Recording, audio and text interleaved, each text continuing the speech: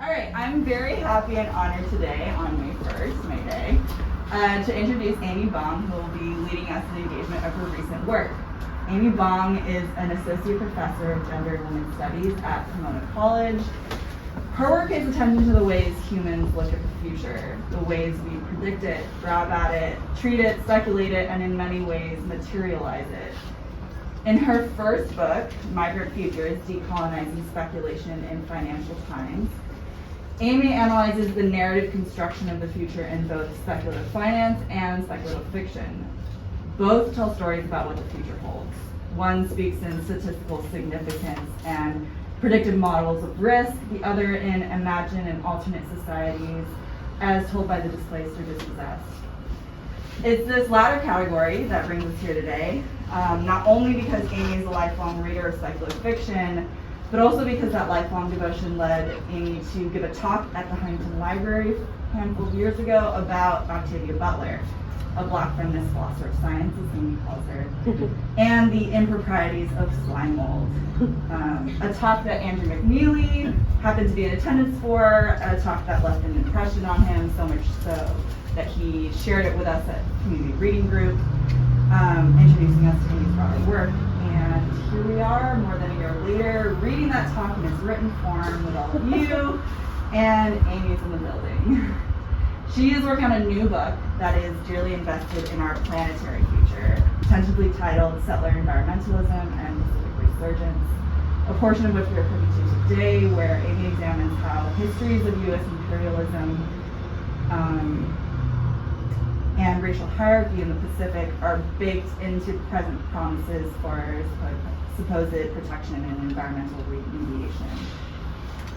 Throughout, Aimee carries with her the many tools and questions from speculative fiction, queer feminist, futurist studies around non-hierarchical socialities, queer kinship, and what is it to live in common with each other and other life forms. And here to delve us deeper is Aimee Bahng. Thanks, everyone. Yeah, I'm trying to think if I should say wherever. Yeah. Okay, I'll sit here. Yeah. Is that okay for your purposes? If I Maybe I'll kick move. forward? You're perfect now as you. Okay. Yeah. Okay. Pulling the mic in. Joy, Andrew, I'm so grateful for you guys hosting me in this space, and I was so excited when I got the original invitation to do so, because I think even though I'm at a university and a college professor and stuff, and I love my students and working with them, I see the end of higher education and its limits. It's expensive. Student loans are just killing people. I mean, it's really not a sustainable way to do learning. And to cultivate a practice of reading and thinking in common is so core to the politics of creating the future we want to be in. And that is like the kind of commitment to building futures that I want to be a part of. So I really am so grateful for you bringing me into this space and this tradition of doing thought exchange. And I like that there's no admissions officer. I like that there's no, $30,000 tuition, and that we can circulate some words on a page and talk about them. Now, Joy's introduction to my work and what I've been thinking about for the past decade or so was really moving also in the way that she's such a good editor of my stuff. It's just like brings my very mushroom cloud-like thinking down to just very crystallized form, and I appreciate that. I wish I could write more accessibly and lucidly, but I'm going to blame many, many years of a lot of academic training for getting caught up in a lot of, I'm not apologizing for the fancy footwork at the sentence level. What I'm trying to do is, that stuff has a function, right? Words a lot of times we have to have new words to name the things that we haven't been given the language to describe. But if it gets in the way of communication and having a discussion, that's a problem. So the kind of editing that you do and the way of the lucid reading that you bring to my work, I just feel it's so generous. So thank you for that also. I felt like Octavia Butler was a teacher of mine. I grew up in Pasadena, just a few blocks away from where she spent much of her life. And I was a young girl when I first went to see her read in at Roman's bookstore, our long fought for independent bookstore there. And she taught me how to speak to people beyond my immediate familiar group. She taught me how to think big, but also generously, and in community. And so I want to thank her too. And in this litany of acknowledgements and gratitude, we should include the indigenous peoples who continue to be the primary caretakers of this land, to Vanguard more broadly. I work with a few members of the Tongva tribe who are still working, and in the Pomona context in Claremont, more how many miles inland? 30? I don't know. To restore waterways and fight against the privatization of water in Southern California that has resulted in a lot of our dystopian reality now. And I don't know, the space that I inhabit and work at every day, Pomona College, they own the water table, which is where some of their wealth comes from, It's kind of real. So when I look up here and I think about the ways we're connected to land and water and the ways that we're disconnected and have been forced into a capitalist relationship to land and water, it's very frustrating to me because I think about the layers of displacement that have happened, whether it's the displacement of indigenous peoples, or thinking a little bit in the context of Chinatown, the forces of gentrification and the displacement of folks who cannot no longer afford affordable housing in the downtown LA area. It's a lot of hot button topics that I'm kind of laying on thick, but I guess that's all a lot of roundabout ways for trying to also just center our conversation, which I hope today will be about thinking a different way of doing environmentalism, given the limitations that I've been researching over the past few years, and I'm going to share a bit about that with you. My last apology is for sending you two pieces of writing that seemingly don't have anything to do with one another.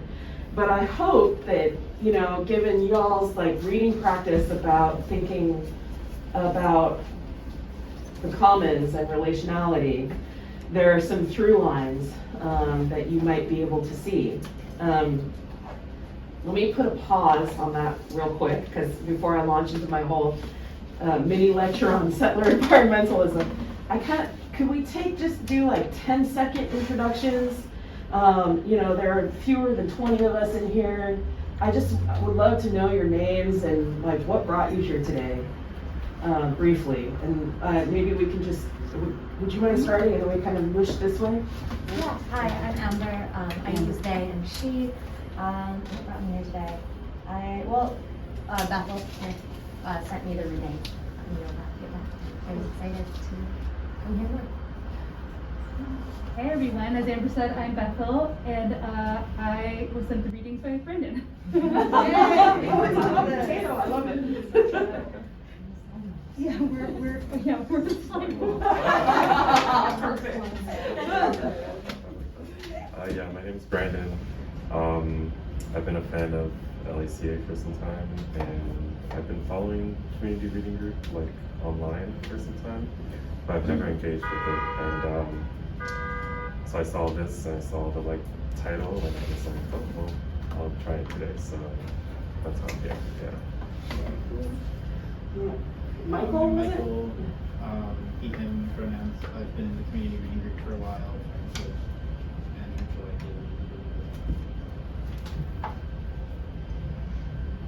I'm Ryan. I've also been in the reading group for a while and just interested in the topic, like more so, or like aware of, like, I mean, I guess not just phrasing of environmental stuff in colonialism, but you know, approximation of those things. But I've never read Octavia Butler, and she's been on like my to-do list every year for like probably the better part of a decade. So I was excited to seem like a great. Yeah, no, I totally suggest starting with Dawn, by the way, the first book of the Xenogenesis trilogy that I'm writing about. Yeah. And you can do it like in a weekend. Yeah. It's quick Yeah. candy. Friends of mine for like that decade have said probably what you said, or maybe a different book, or maybe the same book. Yeah. I'm Emily. I'm pretty new to California, so like trying to find cool spaces of stuff going on. And I'm a huge fan of Octavia Butler. And actually it was really interesting to come across like your research into slime molds, because I'm a filmmaker and one of the films I made sort of dealt with the same thematics, but I had no idea she'd done this research.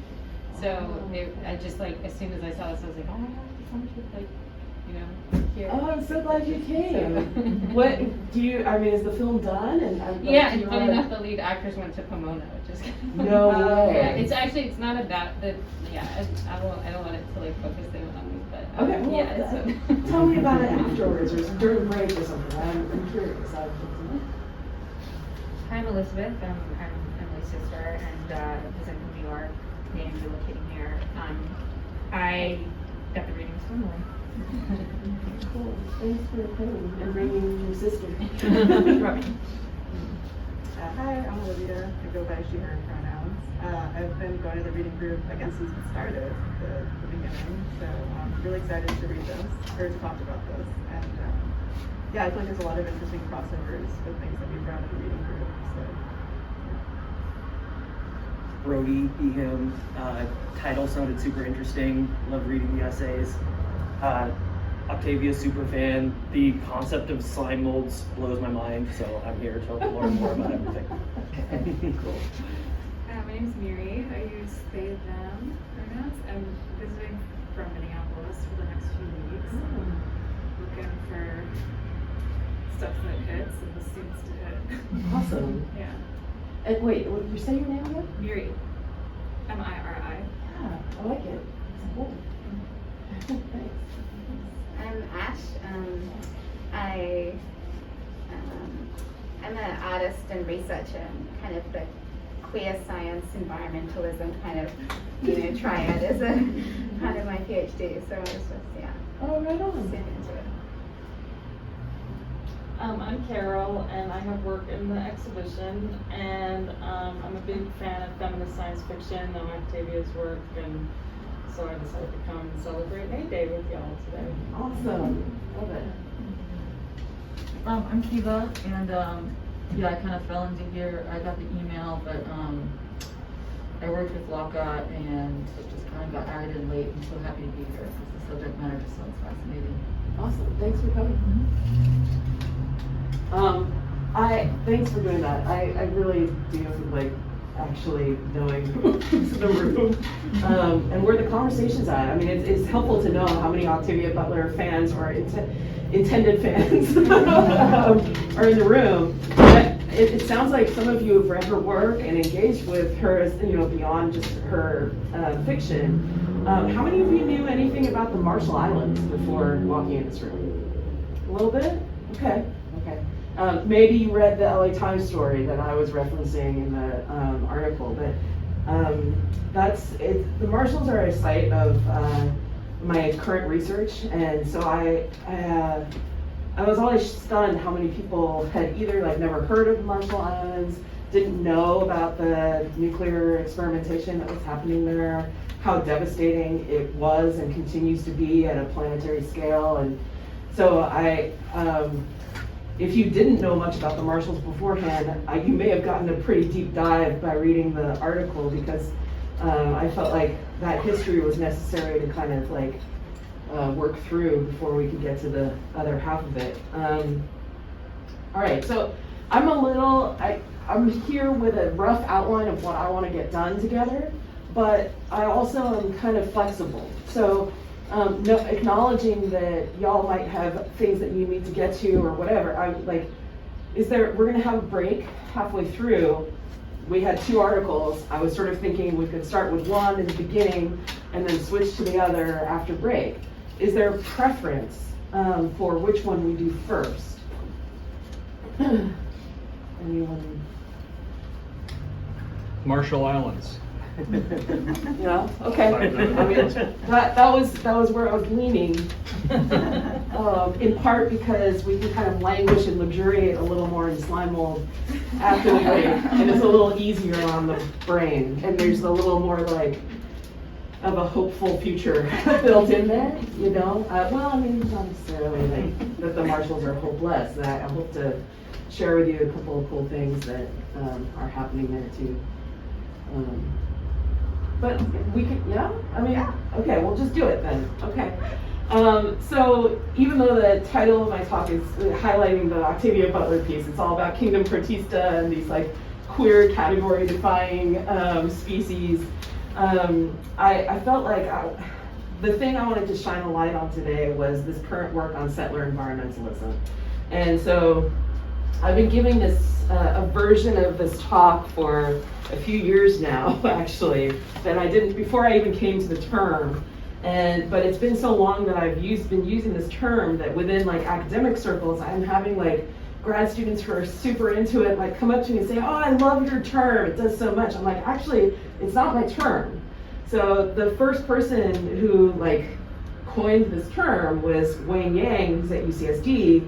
And Wayne often writes under like a kind of pseudonym, La Paperson, and has talked about like how what he can write as La Paperson is like more hopeful in a way than what he can do as Wayne Yang, which is devastating. But Wayne has long been co-publishing with Eve Tuck, and you might recognize their names together as the authors of Decolonization is Not a Metaphor, a really great set of interventions to the way maybe 5-10 years ago, everyone was like, let's decolonize this and decolonize that as sort of a metaphor, but like not actually doing the work of thinking about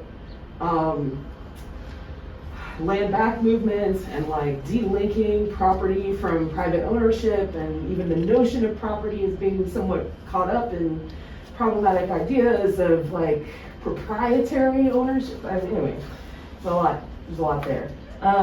But because of that, I wanted to sort of do a deeper dive into how Wayne is using that term in the article that he publishes it in. And that's why I'm calling like this little mini lecture. I'm just going to take like 10 minutes. And I'm calling it Footnotes on Settler Environmentalism. And we'll do diasporic Greek in a bit, but you know. So this term, even though I'm going to be drawing more extensively so I've been taking like environmental law classes. Basically, okay, this is the story. I've been on sabbatical for a while, which is kind of like a huge gift, and it's because I landed a fellowship from Mellon, thank you, coal industry, it's called a New Directions Fellowship, and it's aimed at like humanities professors to like take some time and like learn a new discipline and like do a deep dive. And so I applied, and the whole idea was that I was going to go take environmental law classes because I had this suspicion. And it was an intuition, and it was honestly confirmed in the first week of law school that, you know, the law at an international level that we traffic under and among is fundamentally a settler colonial formation, that it was designed for European and US powers, maybe also Japan, to benefit from the centuries of colonization that had happened prior to the invention of the United Nations and anything called environmental law. So what does it mean when you're thinking about environmental regulation, that it stems from a priority of extraction and extractive capitalism? Isn't that fundamentally a problem? Like, if we acknowledge, like, you know, anyone who's read like Naomi Klein's This Changes Everything, whatever, any climate scientist that you talk to, like, really, it's undeniable at this point that climate change and the fossil fuel industry and our reliance on it, and among other things, they're fundamentally tethered. You know, the acceleration into global warming is unrefutably, like, just clearly tied to our reliance on the more economy, more. And, you know, there are alternative economies, and I do believe that we can imagine a different world to live in, a different structure of doing exchange of goods and thinking. But at the same time, like, it struck me as difficult, the kind of acrobatic lawyering that environmental lawyers, activist environmental lawyers, are trying to do to work and massage this, like, fundamentally corrupt system, right? I mean, when I was taking riparian law classes, so this is about water, the name of the course was simply water law, and I was taking it at Lewis and Clark Law School. Like, you want to think about that for a second, right? Lewis and Clark, the explorers who set up, you know, in the Pacific Northwest and all the things. First day of class, my professor says, okay, so I need to get one thing straight with all of you. Water law is not about the regulation of water quality or conservation. Water law is about rights, the rights to water. Who owns the water above the land? Who owns the water under the land? To what extent does your right to water have to do with your right to the land? And given that the rights-bearing human was already a racialized category that excluded most indigenous, black, and brown people of these lands, like, it is a problematic formulation, right? And in fact, so much of water law, especially its early regulation in the 19th century and in the 19th century, happened in lockstep with westward expansionism. It was designed so that in order to gain water rights, you had to develop the land. You had to, like, it wasn't just that you had to be proximate to it and own it. You had to demonstrate that you were actively diverting the river water into an irrigation canal, into a form of, like, engineering that was carefully policed. You know, what counts as science and who's doing it, what counts as engineering, and what kind of machinery do you need to use in order to divert those waters. Those were the kinds of strictures that delimited whether you could have a right to the water. And so it was explicit, again, like week one, how those things were related. Okay, but let's take it back to Wayne Yang for a second. So in 2014, this is 2 years after the publication of Decolonization is Not a Metaphor, Yang publishes a piece in Environmental Education Research journal called A Ghetto Land Pedagogy. And let me actually advance to the next slide. So I'm not going to speak directly to these quotations, but I've kind of outlined some of the key points from his article there if you want them. And we can totally send this out to your emails or whatever, all my slides, so you don't have to worry too much about it. So Yang begins this article with an example of settler environmentalism in the form of an urban ecology lesson at an Oakland high school, where students of color were set up to participate in describing ghettos, this is a quotation from his article, ghettos as wastelands ripe for rescue by ecological settlers. Right, so it's a setup. You're in Oakland, you're in a high school, there are all these students of color, and this group called Urban Ecology comes in with a lesson plan, right? And they're like, okay, let's role play and think about how to make your ghetto ecologically more sustainable, right? The idea that there was something wrong with your neighborhood that you as a group of people need to reform. Like, and the students, to their huge credit, pushed back immediately. And they were like, hold on a second, you know, my auntie doesn't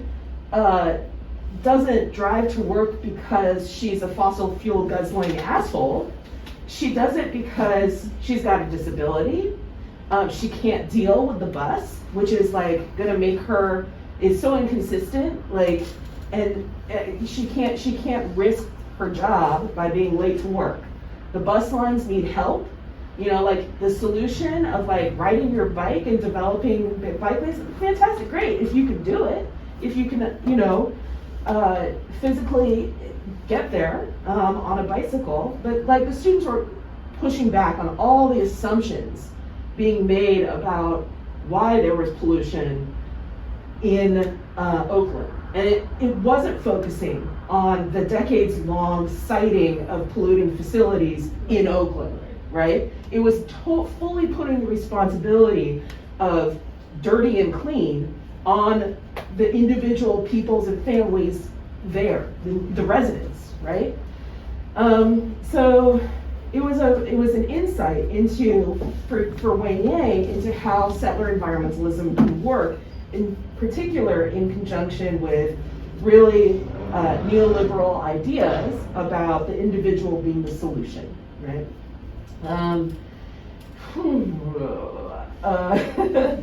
I can skip all, okay. But then, so after that initial kind of discussion of what the experiment was and how it failed and how the students fought back and pushed back, he goes into a deeper excavation and history, land history, what he calls a critical cartography of Oakland.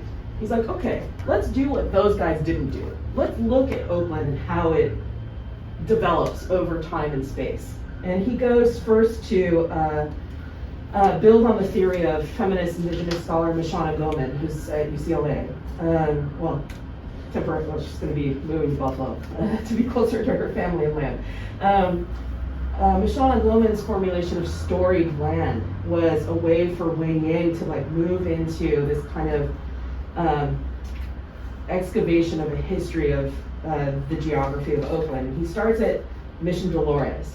I don't know if you all know the Bay Area, but when he's standing at Mission Dolores, he's looking around, he sees the thousands of chevrons painted by Bay indigenous peoples to the chevron, and he links it to the Chevron refinery that he can also see from that vantage point across the bay near Point Richmond.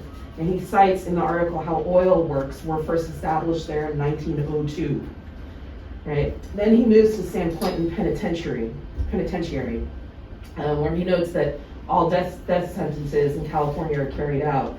And he locates the name of Miwok Captain Quintin, who fought the Spanish until his capture in 1824 at that same site, where the prison was completed in 1853. Right, so San Quentin, 1853, right on the heels of Captain Quintin, an indigenous rebel fighter who fought the Spanish until he was captured just, let's see, 27, my math is bad, years prior to the establishment of the prison. And over the course of the 20th century, of course, San Quentin has been recommissioned to extend modalities of state violence to Black and brown bodies. And so basically, in other words, Yang is using this idea of storied land and critical cartography to connect settler technologies of elimination to ongoing cartographies of containment and incarceration, the carceral state. So he's using land to connect these sites to indigenous struggle, between indigenous struggle and Black resistance. And my hope is that what I am hoping to do with the Pacific Ocean and the Pacific Islands is call attention to the ways that Asian migrant histories and contemporary experiences of state violence can also be understood as part of settler colonialism's legacies and persistence, even in the form of environmentalism. And what I've been trying to do within like kind of my niche world of Asian American studies is turn that entire train of inquiry away from like can we please be included by the settler state, to like facing other forms of solidarity.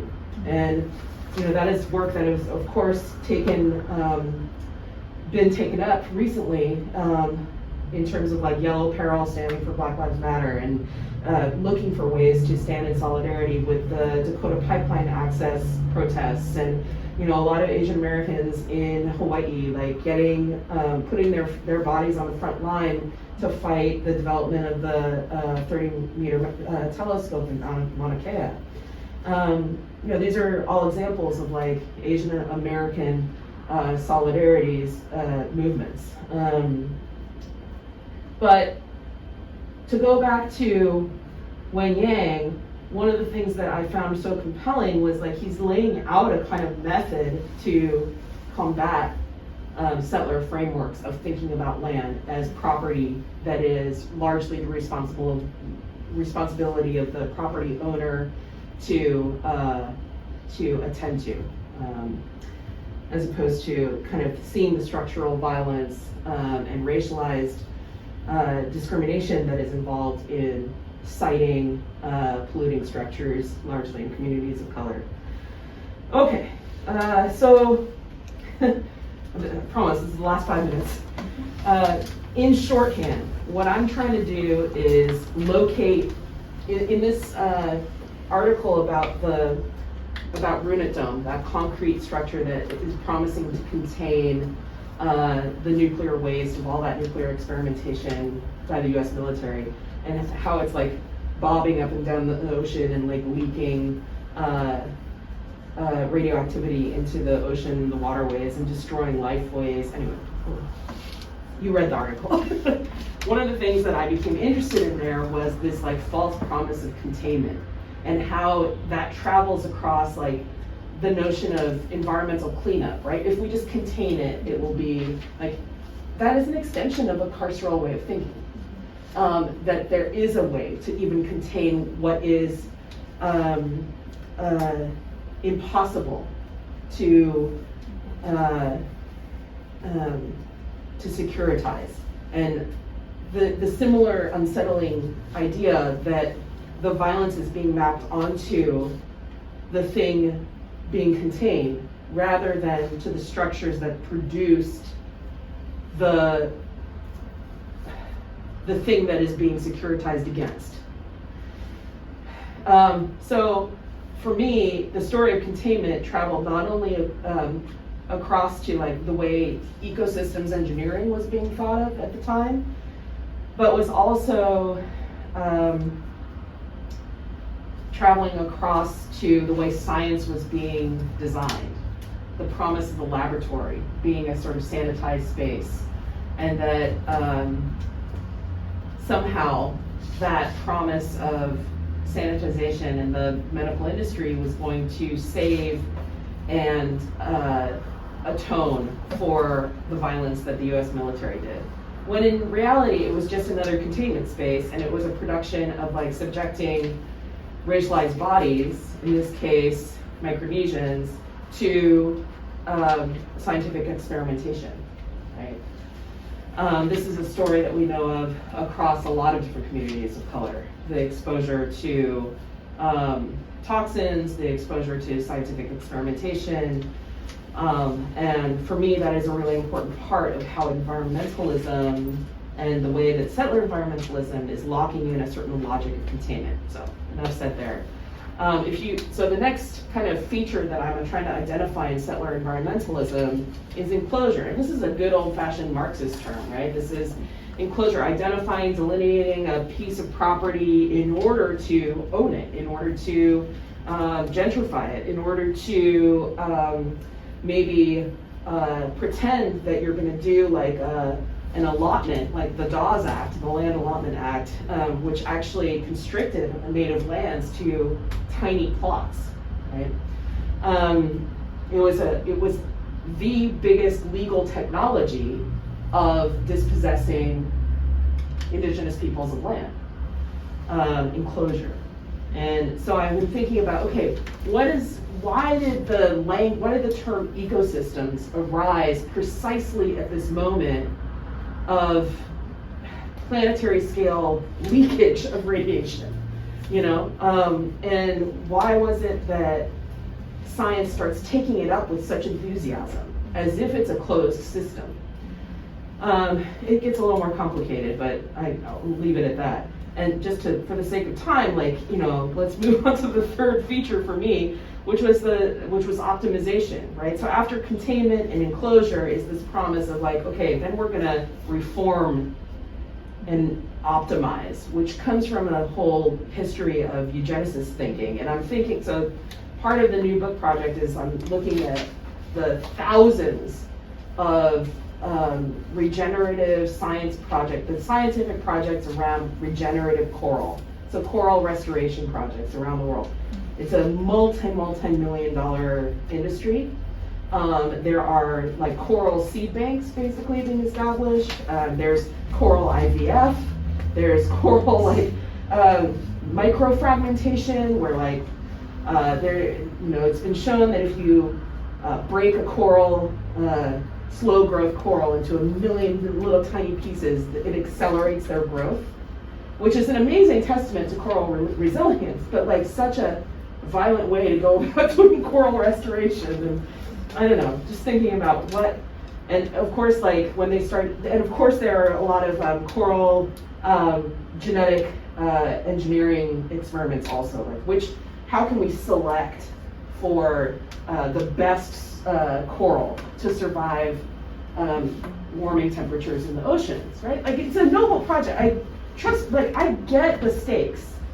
70% of ocean life exists in the like small bandwidth of like coral life on the planet. It's a staggering amount of biodiversity, and like it's so important to the way that we think of planetary health. It is sort of like the bellwether for how we're doing, and we're not doing so well. And like there's such pressure on coral to deliver a narrative that humans can survive, and that humans will be resilient enough, right? So there's a lot of pouring and investment of actual funds into the narrative of coral regeneration. But what I'm finding a little itchy is the language that's taken up in a lot of these scientific experiments of a kind of eugenicist attitude of like, well, these corals are going to survive, these ones won't, so let's just forget about them, right?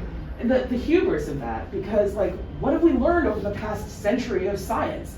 Bad science throws out the discards. And like, especially if you're thinking from like a queer feminist science studies perspective, like there's so many examples of the arrogance of human scientists, like thinking that this one optimization feature can like happen and continue without the interconnected relationship to all the other things that you're cutting out of the picture, as if it's, as if that coral can survive when coral polyps are another, the zooxanthellae that populate, that make the beautiful coral shapes and colors.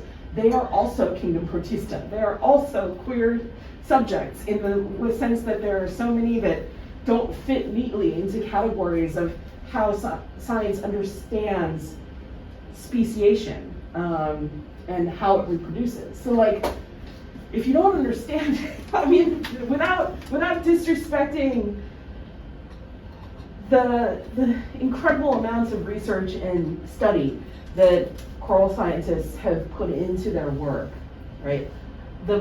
Where science has come from has been routed historically through pretty constrained ideas of what science is even for. And the fact of the matter is, science remains such a human-centric and a place for creating futures for a privileged few. And it is not yet. Like, Marxism has not hit science.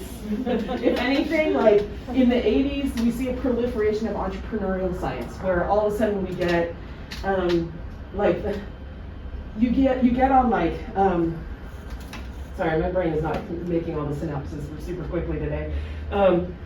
You get on the National Science Foundation like applications, a new section that is like a promise of like how your experiments, how your work, science is going to be deliverable and to what market, basically, you know? And that is where your funding comes from, not from federal grants, well, except for I just put the National Science Foundation in there. Not, you know, traditionally from the university, but from private speculation.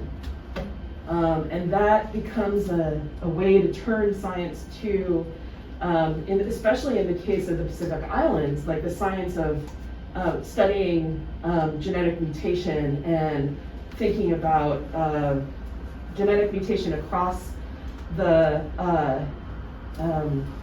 context of nuclear holocaust, really. Sorry, this is a whole different story, but the Human Genome Project begins with the Manhattan Project, actually, because that's where the science of genetic mutation begins, and that's where the idea for mapping the human genome takes root and starts with its funding. If you've ever wondered why the HGP is funded by the Department of Energy, that's the reason. And it's not made much of, but a lot of genetic science remains to this day yoked to Department of Defense funding, which is bananas. Okay, so I'm gonna leave this slide up, but we're gonna shift to relational environmentalism a whole lot in the second half and thinking about Octavia Butler's work. But really quickly, just, you know, if we want to imagine a different rubric, logic for thinking environmental futures, we might want to think, instead of containment, abolition. Abolitionist thought will bring us to alternative approaches to accountability and responsibility. If instead of thinking about enclosure and private property, we might think about decolonization, land back movements, critical cartography, storied land. And instead of optimization, we might think about harm reduction and accommodation.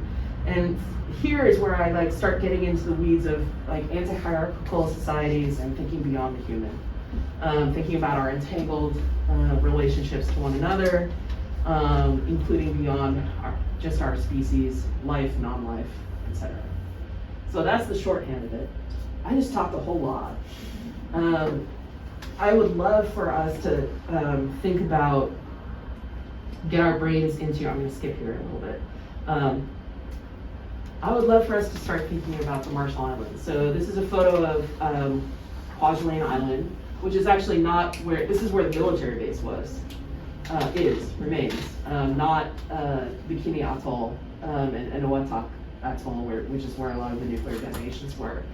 The reason I have a photo of Kwaj up here is because you might be able to see there's the airstrip, of course, that takes up most of the island. There's a little bit of a suburban development up on the end, the tip. And then this little green strip closest to us in the photo is the golf course. And yeah, it's kind of wild. The golf course, which actually displaced the site of a school, and is also the site of where there's an unmarked mass grave of Korean laborers who were brought to the Marshall Islands when it was under Japanese imperial control. And of course, Korea was too. So when I think about my relationship to the Marshall Islands as a descendant of Korean people, I think about the loss that all those stories I don't know about the Koreans who ended up in the Marshall Islands and scattered across the Pacific, in part because of Japanese imperialism. I think about the stories that we've lost from their unmarked graves, which are now actually, along with the ancestral graves of a lot of indigenous peoples in Marshall Islands and across Micronesia more broadly, are now vulnerable to rising tides. So,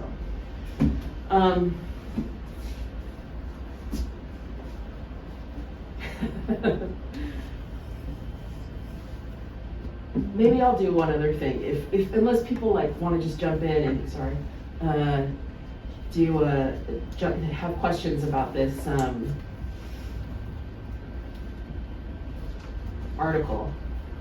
I want to just play at the very end of the Pacific Proving Grounds article, I shine a light on the work of Marshallese poet and climate activist Kathy Ditmel-Kitchener.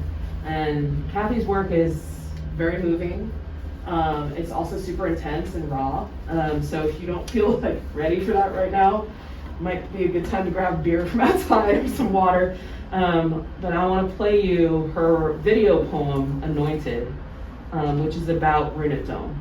And that might serve as a nice way to kind of like switch to talking more broadly. Okay, how should I do this? Should I bring this one over and then, oh yeah, okay, where's my cursor?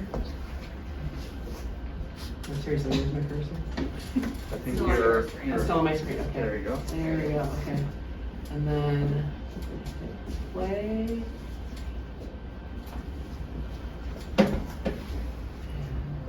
Oh, that's true. Yeah, it's gonna play out of your It is. computer. It's not awesome, but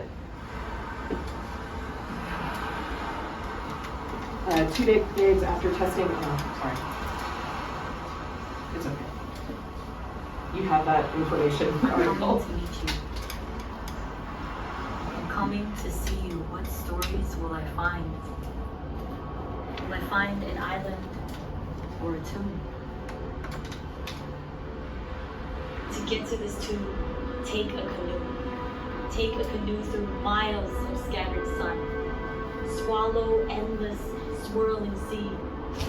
Go down radioactive lagoon. Do not bring flowers or speeches. There will be no white stones to scatter along this grave. There will be no songs to sing. How shall we remember you? You were a whole island once. You were breadfruit trees, heavy with green globes of fruit, whispering promises of massive canoes. Crabs dusted with white sand scuttled through pandanus roots. Beneath looming coconut trees, beds of watermelons slept still, swollen with juice. And you were protected by powerful Eloy chiefs birthed from women who could swim pregnant for miles beneath a full moon. Then you became testing ground. 9 nuclear weapons consumed you, one by one, engulfed in an inferno of blazing heat. You became cratered, an empty belly. Plutonium ground into a concrete slurry filled your hollow caverns. You became a tomb. You became concrete shell. You became solidified history. Immovable. Unforgettable. You were a whole island once. Who remembers you beyond your death? Who would have us forget that you were once green globes of fruit, pandanus roots, and whispers of canoes? Who knows the stories of the life you led before? Here is a story of a turtle goddess.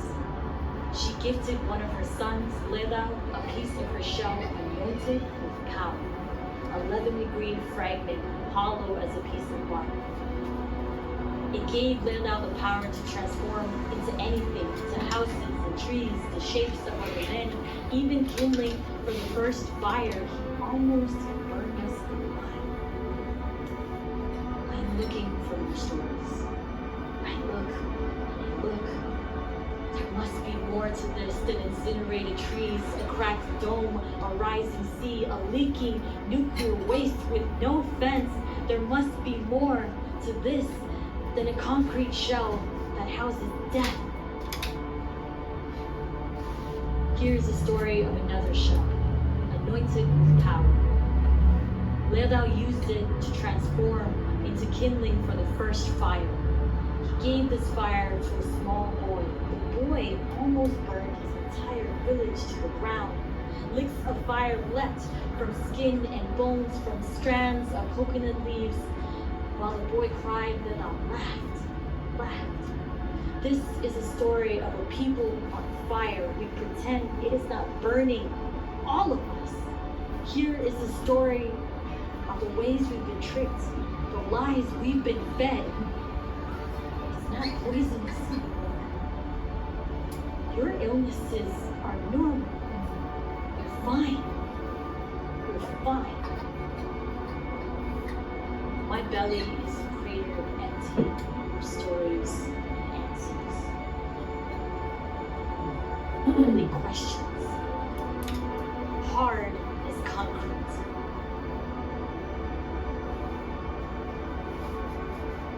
Who gave them this power? Who anointed them with the power to burn?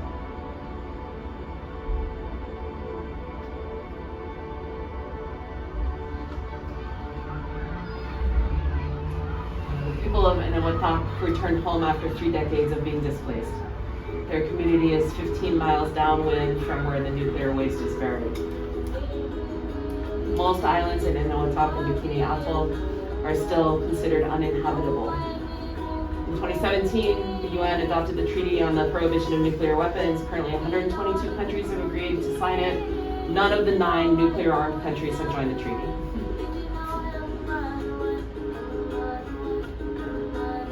Including Russia. I was gonna say, that's what I was thinking. Yeah. Yeah, for sure.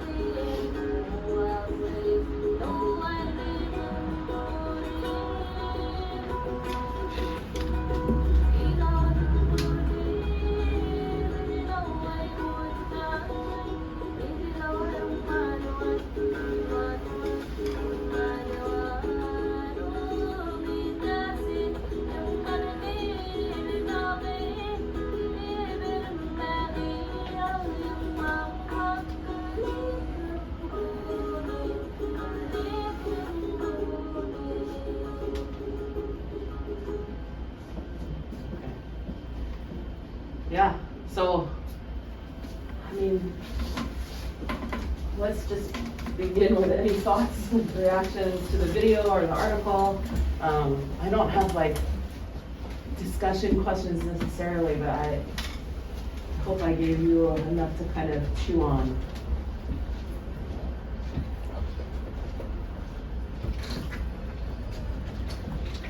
Maybe we could start by thinking about really trying to connect this to the logics of gentrification, maybe here in the context of Los Angeles, just to think about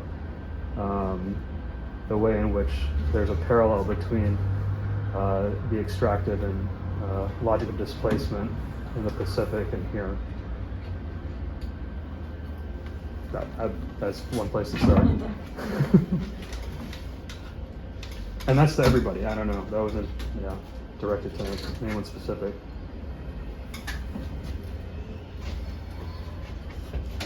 I live in San Pedro right now, and I've just started to do some research about the global shipping supply chain, and the Marshall Islands comes up a lot as a flag of convenience. So I don't know if people are familiar with that, but it's the flags that ships like travel under, and they choose countries that have really loose laws so they don't have to pay laborers a decent wage on the ships, and the Marshall Islands is one of those that is used often. So I was thinking a lot about that. And then just in that video, like, it's so beautiful and seductive, and then thinking about like the Port of LA and how it's not, I mean, it's beautiful in this like industrial way, but the water is not seductive at all and actually looks quite dead. And so to me, there's some similarities between, you know, the port had DDT poured in it or disposed in it in a similar time. Yep. And what's that done, that's like doing to the waters here versus the waters there. Mm-hmm. You know, there's signs everywhere around the port that says, do not eat any of these fish. It's like a big unload. Yeah. But there's always people fishing, and you're just like, okay, I hope you're not taking those home and eating them, but you know. Yeah, so just thinking about like, that's what my brain is doing. I was learning recently about how the DDT poured in at the port affected like the bird species, eat the fish, and ultimately affected the fox species on the Channel Islands, which speaks to this like false logic of containment that you were describing earlier, right? Like there's no way to hold it in place, especially in the ocean. Like, yeah, Right. how stupid. But yeah, I really appreciated ending on the note of poetry and like visual art, right? Cinematography. I wonder about how sciences or environmental sciences reliance on like quantitative interpretations of damage also falls within this logic of containment and adherence to like this definitiveness, rigidity. I wonder if like quantitative methods are kind of anti-queer. But right, I wonder how like you were thinking through that in your own work and like where you merge these things, right? Like the numbers and the poetry and where like striking that balance becomes important. Oh, that's so helpful. Thank you. Yeah, I have. The quantitative is super anti-queer historically, in part. So if we're talking about statistical science, right? Statistics arises actually out of this same moment. I'm so curious about this post-World War II moment because it's then that you get not only the birth of a global idea of environment that's being taken up in international law, but also science and all the rest of it. That's the first time we really kind of have a big data moment too. So the advances in computing at that moment allow for a global planetary scale idea of environment because you're hooking up data points from around the world and creating a holistic picture about what it looks like and disparities between point A and point B. So, but that rise of computing is linked not only to, of course, environmental science, but also explicitly to statistical science. And what we know from out of disability studies in particular is that a lot of the origins of statistics and statistical science are eugenicists. Like the three biggest statisticians, Galton being one of them, were huge eugenicists. And if you think about what the function of quantification is, quantitative data, too often the story is to arrange things in a hierarchy.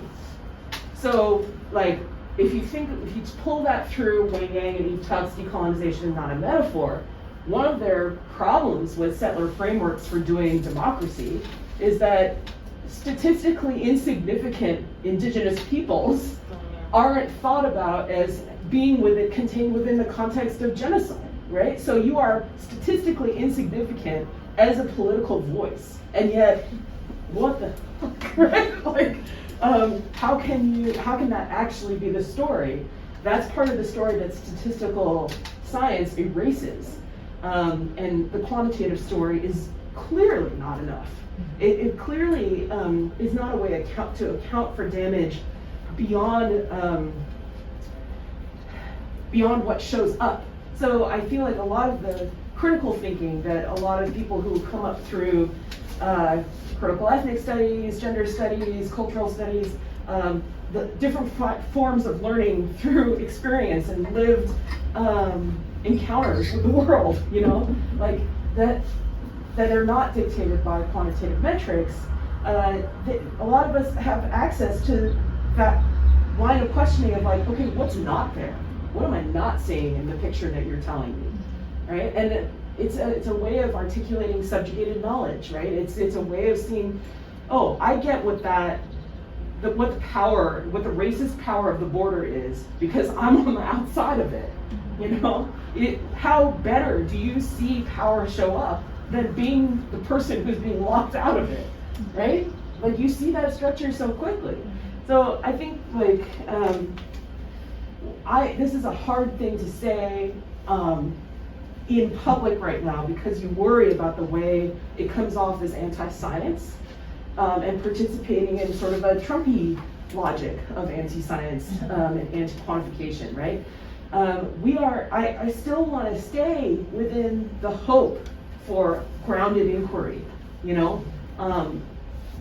For me, that's history, you know, that's storytelling that's real, that's not fudging a story, manufacturing it out of nowhere, right? And for me, speculative fiction and Octavia Butler's commitment to research was super important about the worlds that she saw were possible. not because they weren't purely fantastical, as if that even exists, right? Or that purely objective ever exists either, right? These are categories that need disruption anyway.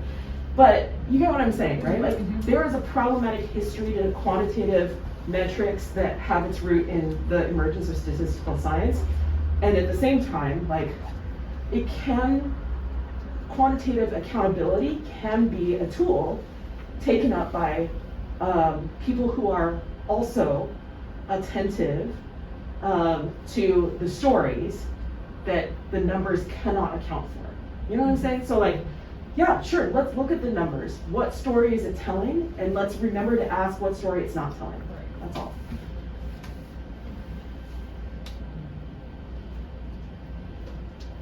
I get a little excited. Great. Fired up here for it.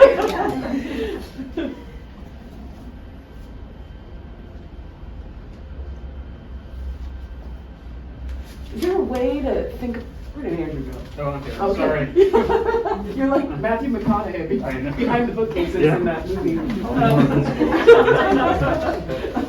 Just trying to run the AV, everyone. Sorry. Do you happen to know if there is a story in LA that is about DDT dumping in the ocean and the relationship to gentrification? So like, what communities end up getting displaced from the Channel Islands, from Long Beach, from, I don't know, like other sites of like toxic dumping? I don't know, I think there's, and then how, is there like a story of like ecological saviors coming in and, you know, making it okay to develop? I don't know.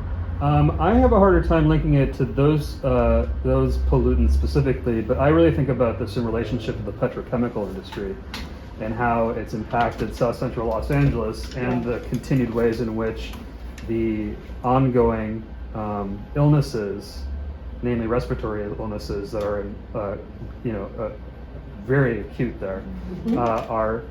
It's only within the last maybe 20 years, I think, that those have been really forcefully exposed the relationship to the petrochemical industry. And so I really think about that in relationship to a lot of the topics that we're addressing here. Yeah. Well, I was also thinking about the connection to shipping lanes, and my brain went to so many different directions when you were mentioning that.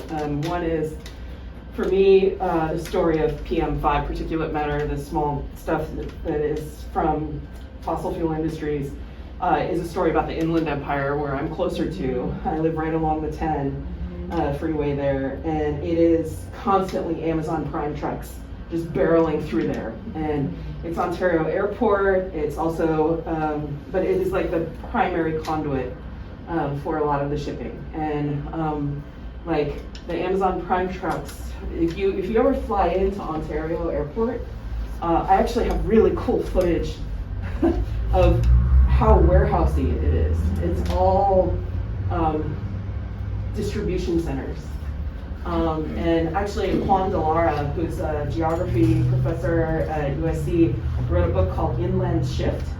And it's a part ethnography of the workers in the Amazon factories in the Inland Empire who have all developed asthma, and because their residences are right next to the distribution centers and therefore all the trucking and stuff like that. Yeah. I mean, when I moved to when I lived in Long Beach before, and yeah, there's all sorts of statistics about how it lowers your life expectancy. And I have I have allergies now that I've never had in my life, and I think it's directly related to the air around the port and Wilmington, Long Beach, San Pedro, up further north, where the yeah, but then thinking about gentrification, it made me think of the oil islands that are off Long Beach that were very well designed in this, like, they're kind of amazing mechanical moving in this, palm like, trees. mid-century modern way. And they did that so the people that had homes, so they could keep developing the ocean front, and people wouldn't be put off by the aesthetics of the oil industry. So when I was a kid, we toured that with my Girl Scout troop one of them. Wow. When I was like 9 or something. I don't think you can go out there anymore. No, I mean, it's pretty cool. a lot of these places are heavily militarized Yeah. now. Yeah. I was super curious about the Spratly Islands, where I was sure that, well, I still am a little bit suspicious, thinking that that World War III is going to sort of spark there.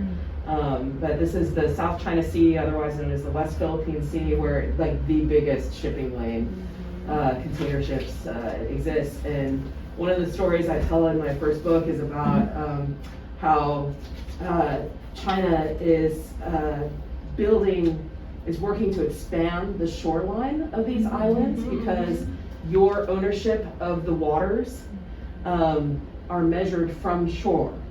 And if your shore gets built out, then your propriety over the shipping lane can extend. It's wild, right? No, but okay, it's a really big renewal. Do you know how they're making the islands bigger?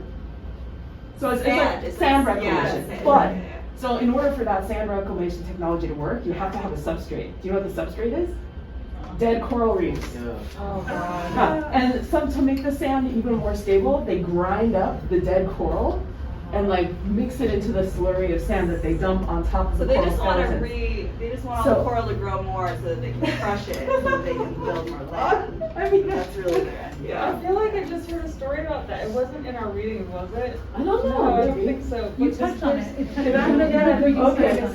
Sand shortage that's happening globally. Yes. Because of like, you know, the sand islands in Dubai, like wanting to build out into the ocean. Yeah, there's a good little, I think like a Netflix documentary called Sand Wars or something.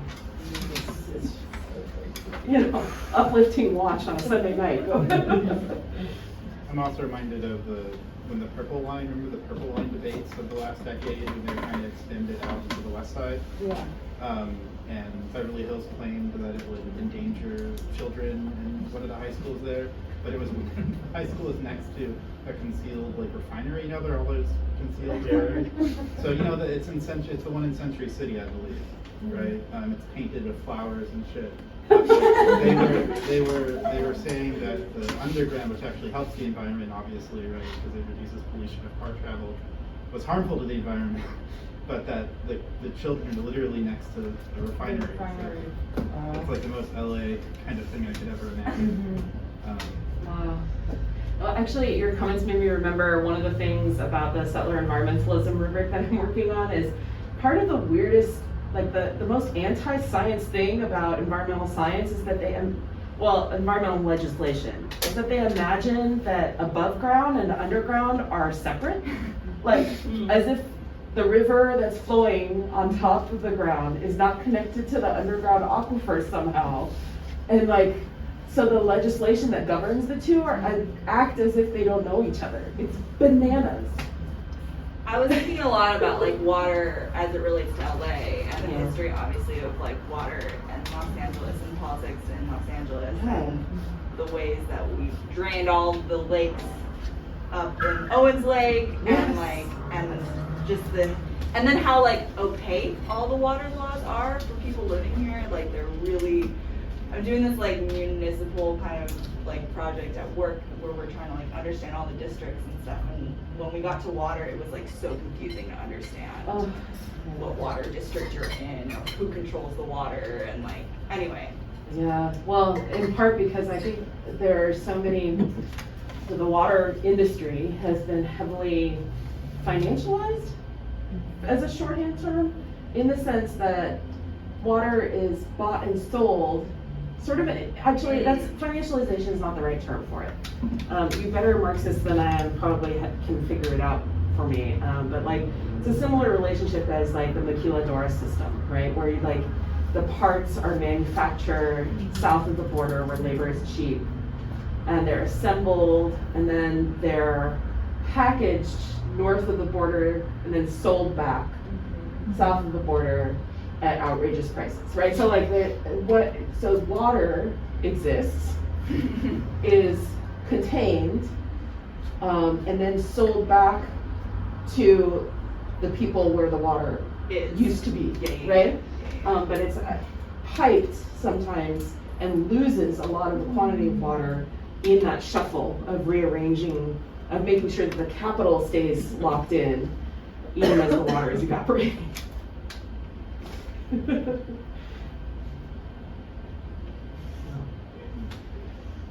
I mean, I also, it's 2:25, so like, do you guys want to take a short break? Like walk around, get a drink, and then come back and like dig into the readings more? Yeah? Okay, like I just need a minute to like transition to pulling the articles out. Take like and stuff 15 that. or something. Yeah. Everyone, please feel free to have a drink outside. If you'd like to talk about the activities that we do, feel free to come up to me or Joy and talk to us about the reading group while we'll all hang out. Or just say hi. Hey, good to see you. How you doing? It is kind of close to me. I want to talk about, that's all. Cool. Here. I mean, there were a lot of pop-up discussions that I was hearing about. One is a conversation about art and appropriation and the tenuous connections to the extent to which we have to participate in capitalist mechanisms and what is it we can opt out, what we can't. And there was what was the thing that we were just talking about? Oh, David, you were just talking about the Westphalian nation state and the Pastorian laboratory.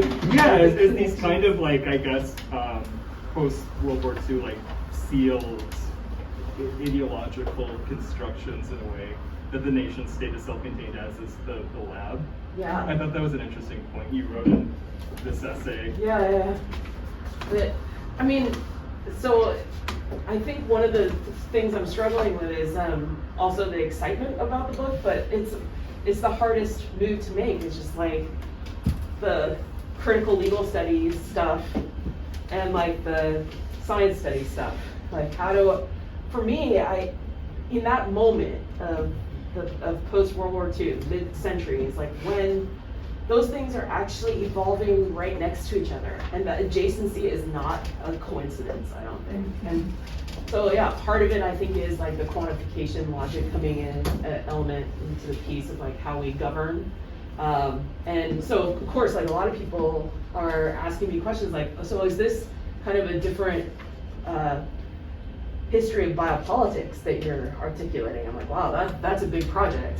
But maybe it's a piece of that bigger set of questions of the governance over life itself, and what that means as it gets meted out through like the laboratory and the nation state and international law. I think that those are good questions.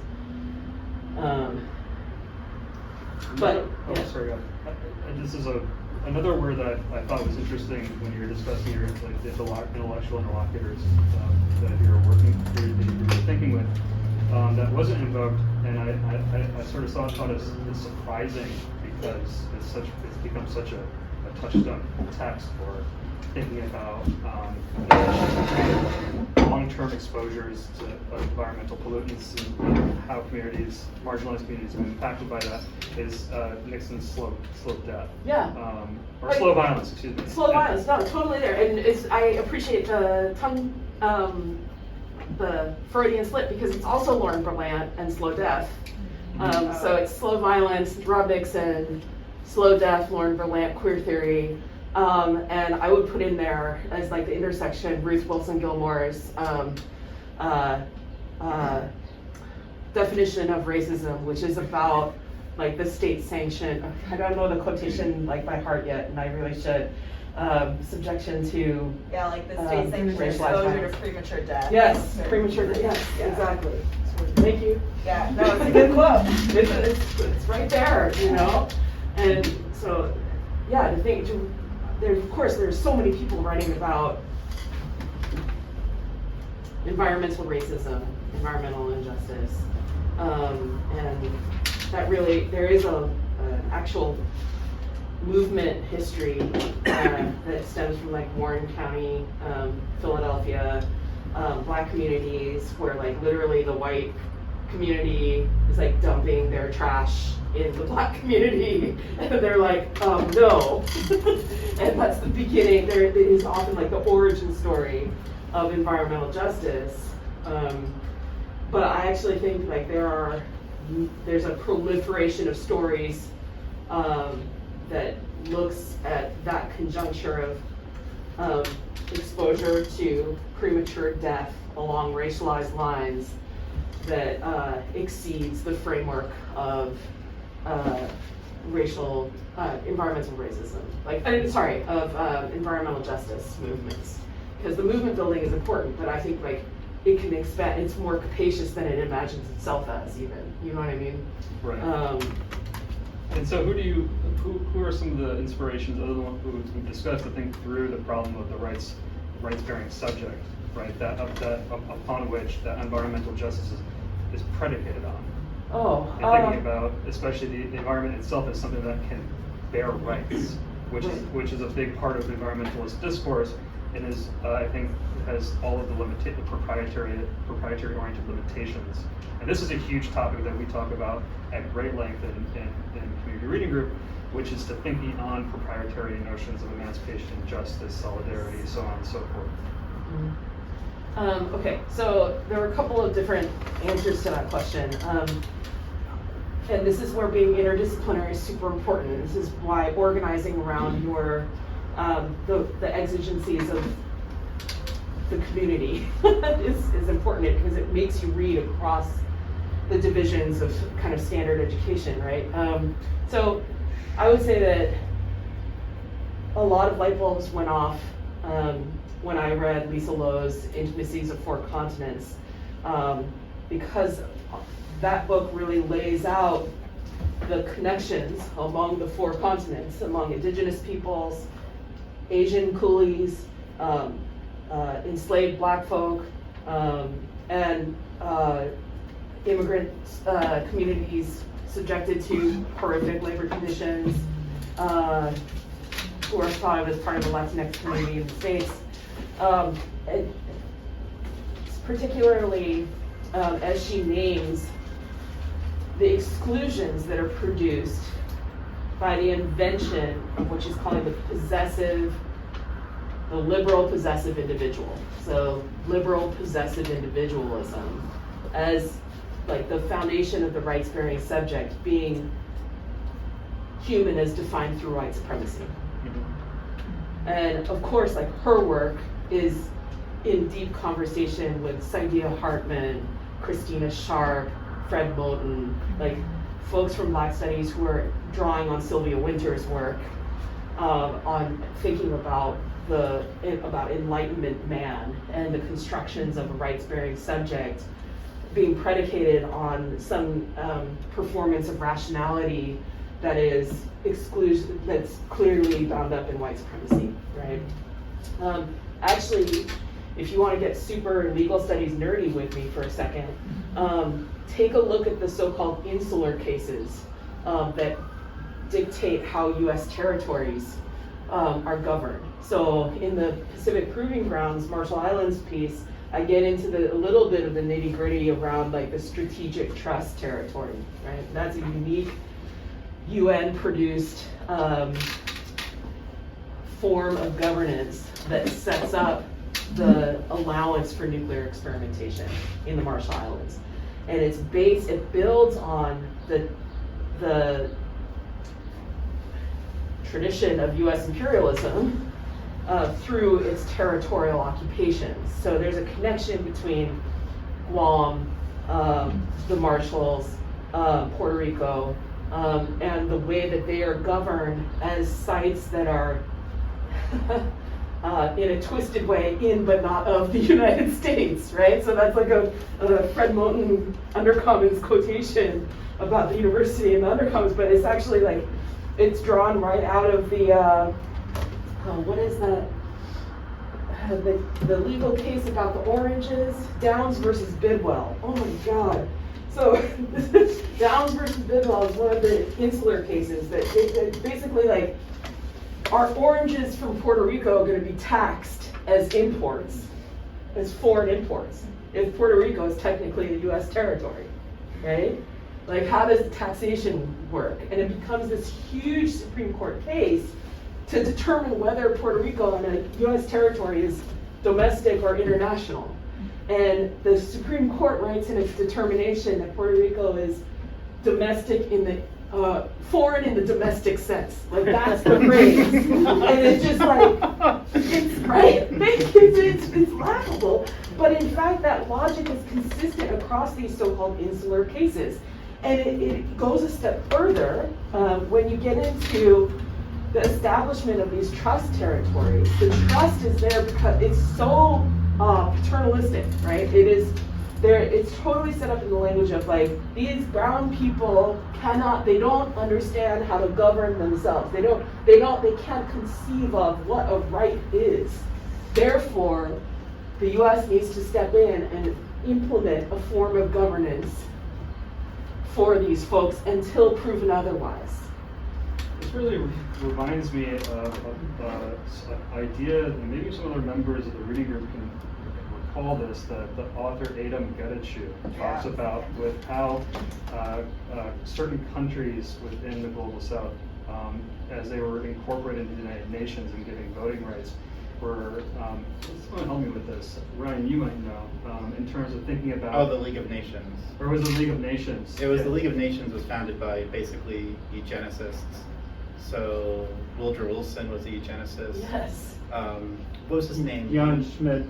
Schmutz. Jan Schmutz. Nice. Who was president of, or he was like a leader of a Cambridge college, but then later went to be prime minister of South Africa during apartheid. But the whole framework of Getachew claims, and I think rightly, is basically to create Western nations who have rights, and then to give them ownership over junior partners in this hierarchy that they reestablished after the First World War. Seeing the end of colonialism, they quite self-consciously devised a system in which, a Security Council of almost all, that was later after World War II, but that framework was there, right, to enfranchise. So there's like certain countries that are like included or like brought into the United Nations or League of Nations, but their like inclusion is kind of on the basis so that they can be excluded. Like that if they want to be part of the League of Nations, they have to do all this other stuff that, the like original members of the League of Nations don't have to do in order to kind of like prove their membership. And anyway, Here's your seat at the table. It's the kid's seat with the dove hat. And the Getachew doesn't really talk about it, but it does sort of dovetail into the history of indigenous people in the U.S. of sort of stewardship, of qualifying like the way in which a sovereign country, and like in the analogy, like the way in which the League of Nations is saying the way in which a Westphalian state should be acting and shouldn't, how to self-govern, like, to sort of prove that in the same way in which using the land correctly in 19th century, late 19th century law in the U.S. Another doing the same. Because I don't want this to slither out of my mind, another provocative connection here, resonance to something we've read in the past in our reading group is also with Mahmoud Mamdani's analysis of how indigenous Americans became wards of the state, and both were given a certain kind of sovereignty that was contingent on basically making it impossible for them to have any sort of sovereignty. Also, a lot of the white dog. Remember Sorry, that? I do. Sorry for everyone who's not part of our reading group. By Colin Diane. And do you know this book? It's about law, as the title would imply. I can't recapitulate. Colin is a Caribbeanist, right? Yeah, the first book was on Haiti. This talks about the concept of the deodan a lot, which is this living dead object. So like if a church bell fell on you in medieval Europe, they would put the church bell on trial. So the law is always trying to contain contingency, and it can't, so it creates these living dead objects, which end up including people, right? Wow, interesting. So what do you make of the current kind of legal trend, I guess, of bestowing rights to natural bodies like rivers, rainforests? This is kind of happening that there's a river system in the Pacific Northwest that has recently, within the past 10 months, been bestowed rights as a river body. And there's, debate in the specifically the indigenous legal community based on like the critique of rights-based, you know, justice, but at the same time, like, yeah, if this is gonna work, great, you know. But then we get back to kind of the Lorax question of like, who speaks for the trees? Who's gonna be the legal defender for the, I don't know, environment? I have a question about that, because there's which maybe you can speak to is, I think it was an essay and then a book, The Trees Have Standing, which I don't know about. Like, it's one of those titles that it's been a footnote in things I've read that I've never had the opportunity to look to. But it was written in, I think, like 1972, and then later. Oh, should trees Or have should have trees standing? have standing. Christopher Stone. I was going to say, speaking of the subjectivity of trees, and perhaps reeling back to Moten, your other piece used the phrase multi-species undercommons. And I'm wondering if you would be willing to elaborate on that, and I guess the way perhaps that the undercommons influence that work, or even the settler environmentalism one, but also what your work can like reciprocally add to undercommons. Like, how does decentering No, you're exactly right. dismantling anthropocentrism, right? Like, how does that extend the usefulness of the undercommons? No, for sure, and that's exactly the right question to be asking after thinking about like, should trees have standing, right? Like, is it enough to just like bestow this rights-based system on environments? Or are we just perpetuating, like, is there another way of accountability to like pursue here that isn't based on ultimately like a really racist notion of what a rights-bearing subject can look like and be? And so, yeah, the undercommons was very important in thinking about multi-species relationality, and in a way that doesn't disappear the agency of humans that has led us to anthropogenic climate change, right? Like, I feel like a lot of the moves to beyond the human and multi-species collectivity and stuff, like, it too often is like Timothy Morton standing in front of a glacier and being like, oh, I'm one with the glacier, and like totally disavowing the fact that like you're fucking melting the glacier, man. You know what I mean? Like, what are you doing in front of the glacier? Where are you in the picture?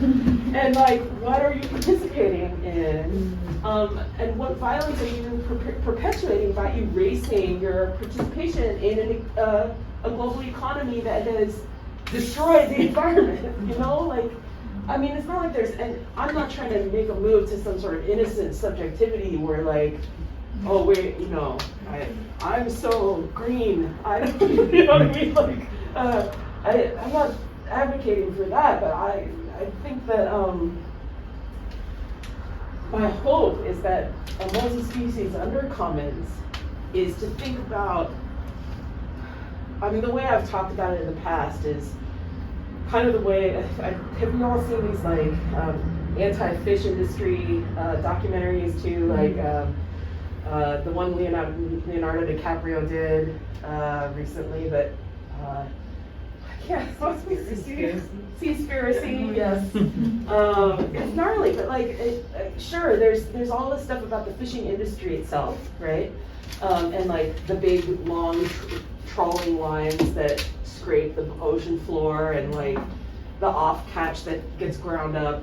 But there was this harrowing story in The Guardian about the Burmese indentured workers on shrimping boats that fuels like most of the shrimping industry in the world, right? It's loosely about Thailand and its loose regulations around it.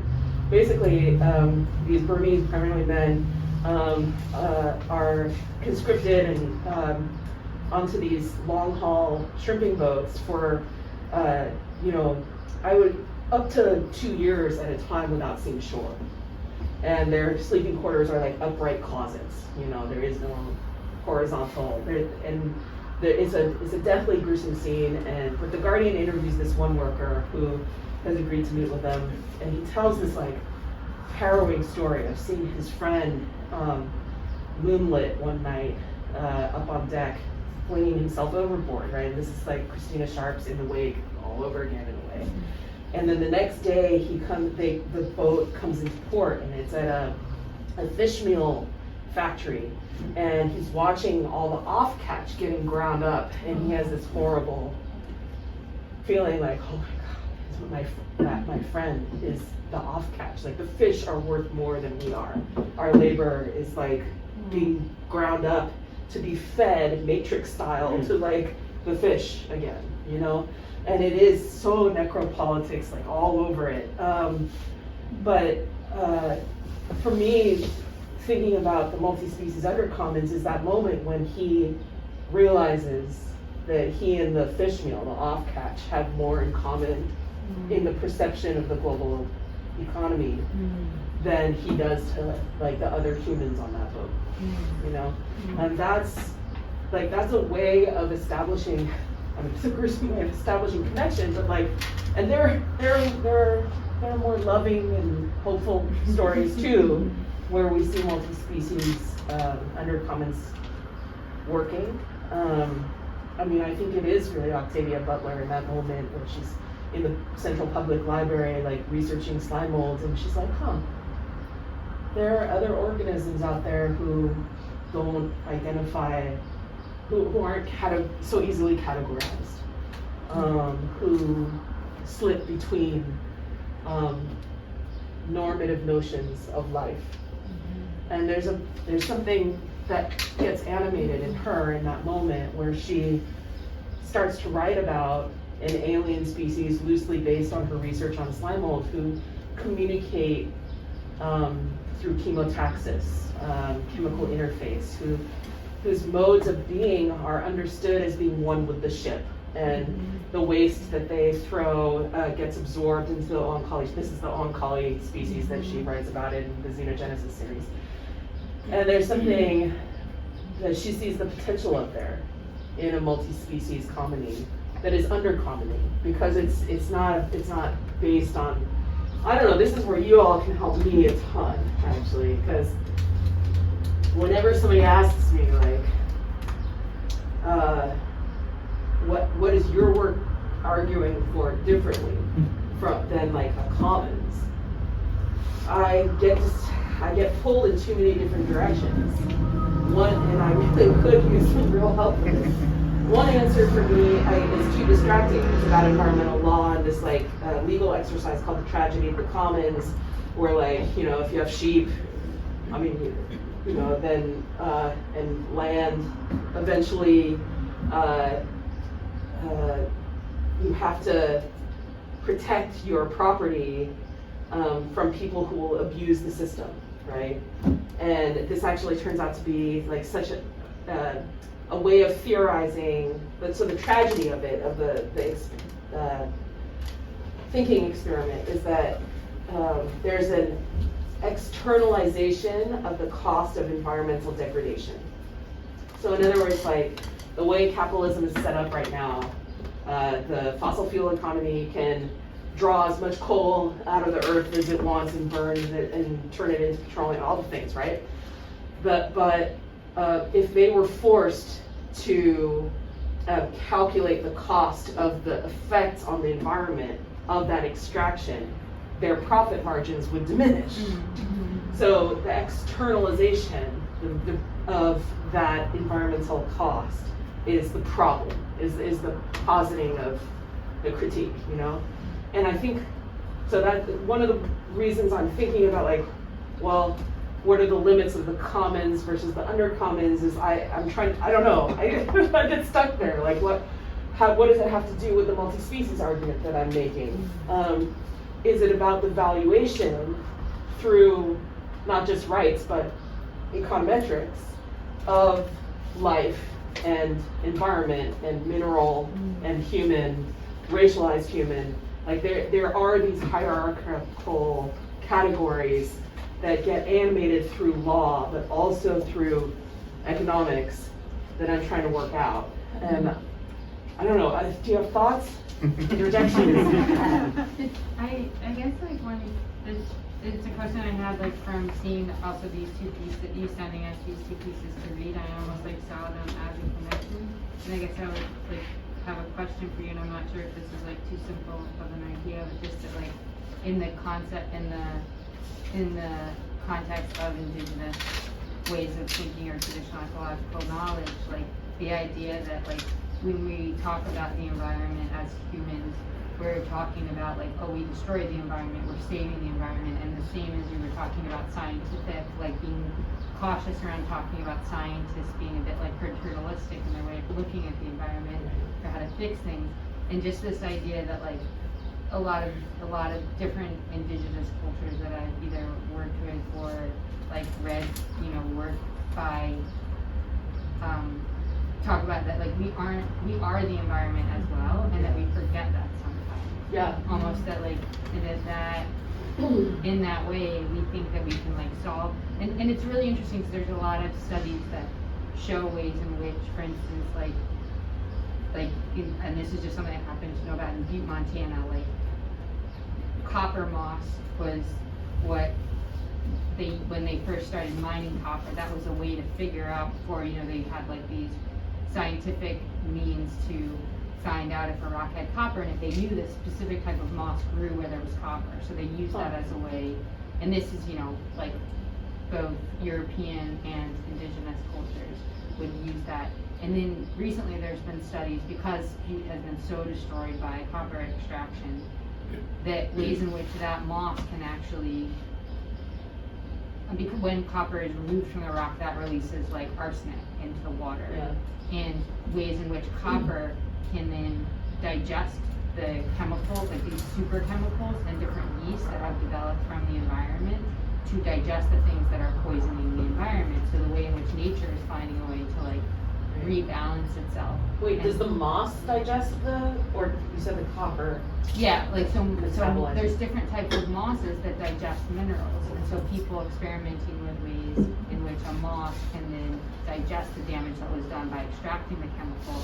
And if you think about it, ways in which nature like extracted chemicals get extracted from rocks by both like human means, but then also just by things that happen in the earth. So just this idea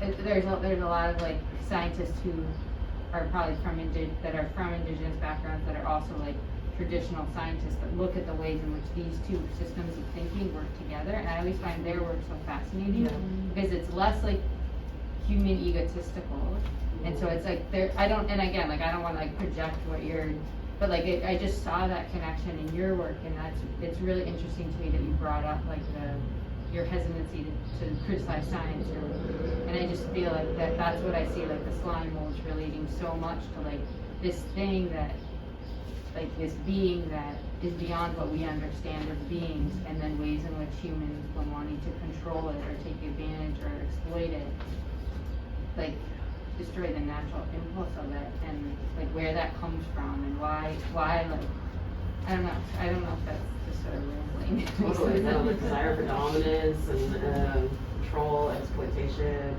extraction, profit. It's very like egocentric. I think ego, there's something there. But yeah, I don't want to be anti-science, but I'm anti the way science instrumentalizes and it preys on or predates on like experimental subjects, right? And I think that's another side. The flip side is like where the multi-species undercommoning happens. Like,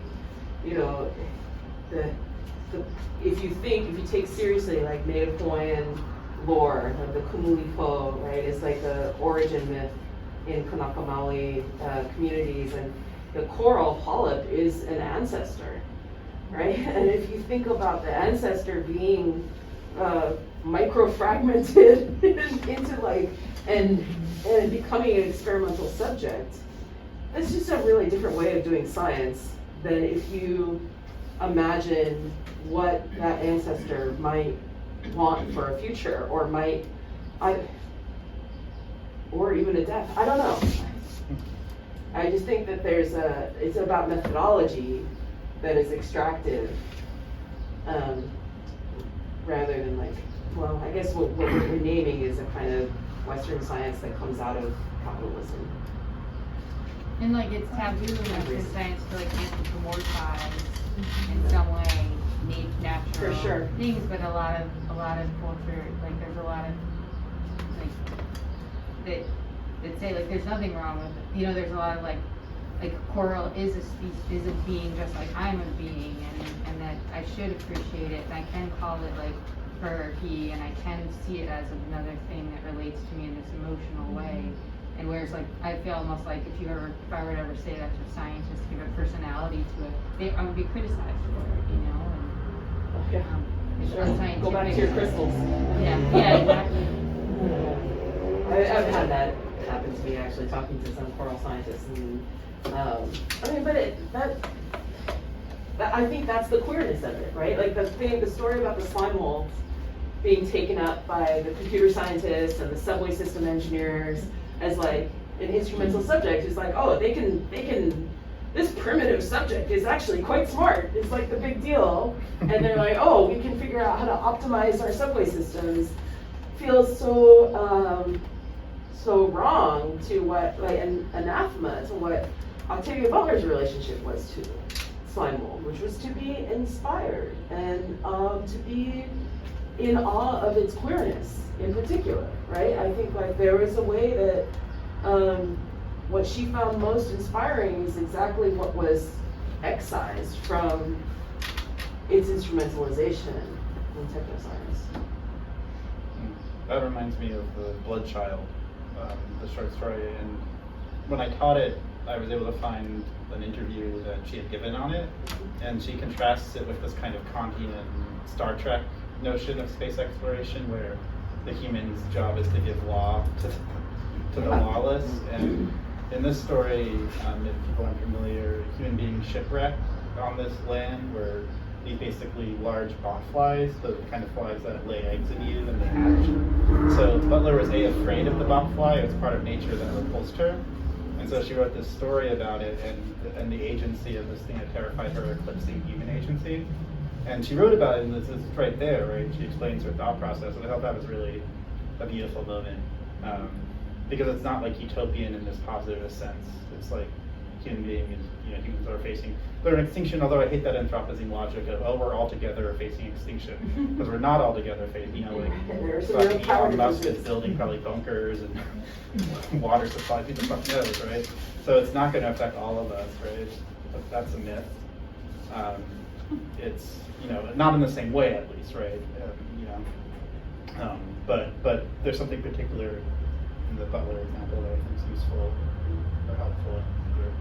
You know that scene at the end of Total Recall, the Arnold Schwarzenegger movie, where like their eyes start bulging and like the oxygen's turned off on Mars or whatever. That's like what I picture our environmental future with like Elon Musk on the inside of the eco cube, right? And I'm like on the outside. Arnold Schwarzenegger. And then like at the last second they turn on the air because they realize, oh, I don't know how to do anything. I need someone to clean my toilet and like cook my food. Right.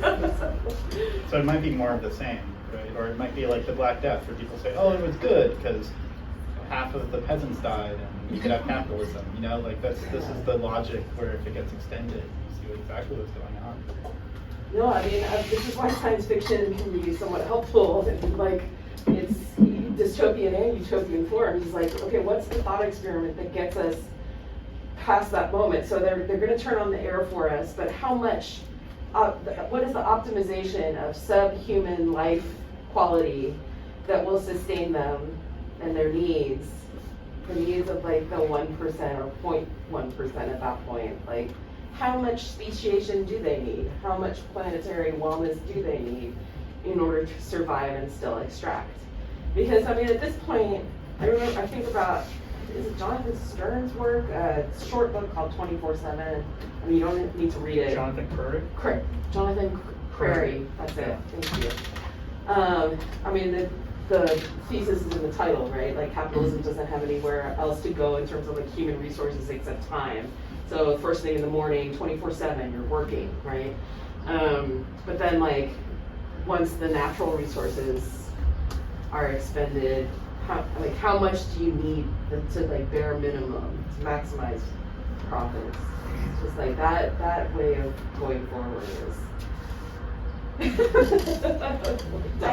I think kind of going back to the undercommons kind of, and maybe as difference to commons, is like, I think one way I think about what the undercommons bring to like multi-species commonality is like a relationship of refusal and like in between crevices, and so like that we're going into that future where like, yeah, all that shit is happening, and like ideally that's not the future, but like if that's the future we are headed towards, this idea around, yeah, like all these ways that you like finagle time, being with other people, multi-species utopians, like within the cracks and within the in-between spaces. And I think that's, I mean, it's kind of like part of like a survival tactic or like a way of living. Yeah, that comes out of a strong tradition of fugitivity. Yeah, and exactly, and exactly.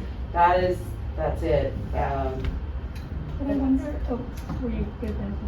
No, please. I wonder within that, like, I have found that thinking too much about the law can be incredibly limiting for like my own imaginative capacities. And so I wonder if like you run up against that, like, I mean, I found this, that is not a critique, but I found this like incredibly edifying in terms of like, oh, it gets deeper and worse, you know, and it's always, that is always incredibly relevant to like thinking outside, but it seems to me that there's always a limit, and like just always brings me back to like what I'm going to like fudge, but you know, Toni Morrison talking about like at some point talking about racism is like, it's like a beast that'll eat you, like you just have to, it consumes you, right? It's all consuming, talking about like, because then you have to defend yourself, you have to defend your humanity against it as opposed to getting on with living and like doing the actual like privacing, and even like the ways that like, and now I'm wading into like territory that I'm not going to get into it because I can't speak to it, but like the ways in which Marxist ideologies can impose artificial binaries and like relationships to the land that are not about this undercommons sort of like relationality, right? But that are still extractive, and so I wonder, one, if you have found that, and if like the ways that you are like trying to navigate around that, but also separately, selfishly, my own research, whenever the fuck I'll get to it, will think about like migration, like human mobility, and not migration, but human mobility, and the ways in which like, that we think about space informs how we think about movement across space. And it just seems to me that you were so speaking like toward that, and like in like just so beautifully with that. But selfishly, I'm wondering if you have any, like if you've been thinking about human mobility at all in relation to this, and just open-ended, what's up? Okay, so if that's what you're interested in, you might want to check out a book by David Chang called, look it up. Give me one sec.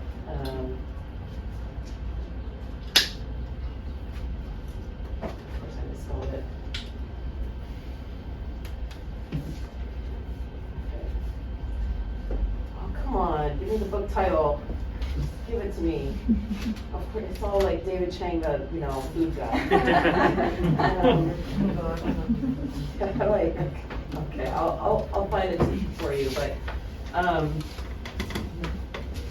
David Chang is a Pacific Indigenous scholar who's writing about wayfinding and itak as a way of looking to ancestral Polynesian and Micronesian ways of doing movement archipelagically that is that imagines the human already as part of the environment too, right? And is responsible to its mobility is built into being in balance with the world and the ebbs and flows of tides, the migrations of animals, that kind of thing, right? And why am I thinking about this? Where was the beginning of your question? That was really... About thinking about environmental law, maybe? Yeah, and the limit. Okay, yeah, thank you. So, a lot of what I've been most inspired by comes out of reading a lot of Native Hawaiian and Kanaka scholarship. For example, actually these are two examples of Asian Americans whose kuleana, whose attachment is to Hawaii. Both Candace Fujikane's recent book, Mapping Abundance, and her brother Dean Saranilio, who writes about like alternative economies, and both of them are citing like scarcity as like a classic, and I think building off of what's his name, David Harvey, as like a mechanism for capitalism to like manufacture scarcity in order to like create more drive. Oxidizing. Yes, that's it, exactly. And so if we start instead with abundance and thinking about aloha as like a generosity that clearly has limits and bounds, right? But if we cultivate like a system of relationality where you keep things more in balance rather than like an extractive formulation that leads to like privatization. What does that look like? And what Dean does, Dean Saranilio, looks to like historic Kanaka economies where like, and he's citing some other Kanaka feminist scholars like Noe Silva and Noelani Goodyear Kaupua, who have through like archival genealogic knowledge ways looked at what Native Hawaiian economies look like, and this is the real talk. Okay, so for the entire, you could feed the entire archipelago if every adult able-bodied person worked 10 to 15 hours a week. Oh, sorry, a month. Right? So imagine that world. And of course, like people immediately push back and say, oh, but you know, size and you know, population increase and blah blah blah, right? And like life expectancy wasn't as long back then. There weren't as many people. Like that's unsustainable, right? It's like real quick to say the no. But if we start with the premise of possibility, like how do you grow that? What do you think about how much time in your life is taken up by working in order to fuel the system of more need and more, to attenuate the feeling of scarcity, right? If for real sustenance you can feed a community for that focused amount of labor, like that, how much more time is then freed up? I mean, that is liberation in a way, to do liberatory work. What if you worked a 10 to 15 hour month? What else do you do with your time? Or if it's like, okay, there's more people on the planet, cool, a 40-hour month. Right. Still, like how do we get to this? Right? I mean, we're different ages in here, but like within our lifetimes, we've already seen such a dramatic incursion of our time in order to just keep our heads above water, right? And that's clearly not the system that is sustainable. So like the politics of fugitivity and refusal is really important to like carve out that time to, and it's gonna be uncomfortable, right? We're gonna have to give up a lot, and some people need to give up a whole lot more and redistribute wealth, but like, that's gets me back to the question of like, what is the relationship maybe between the commons and the undercommons? I don't know, like maybe, so Wayne Yang, I really like his work. Yes, he really got on the like infuriated rampage against Occupy because it was so like, how can you occupy Wall Street when it's already occupied land? Decolonize that shit. And he gets really upset about it, and I get it, right? But actually, then once he gets over the rancor, he does start pointing to the ways that Marxist commons needs to be working in relationship to the politics of dispossession and racist ecologies to like rethink the commons, to really like do the work of thinking about economies, labor, distribution of wealth and resources, and like, it just needs to be plugged into each other a little bit better and more mindfully, maybe. I don't know. Any thoughts? Andrew, what was the anarchist historian who wrote?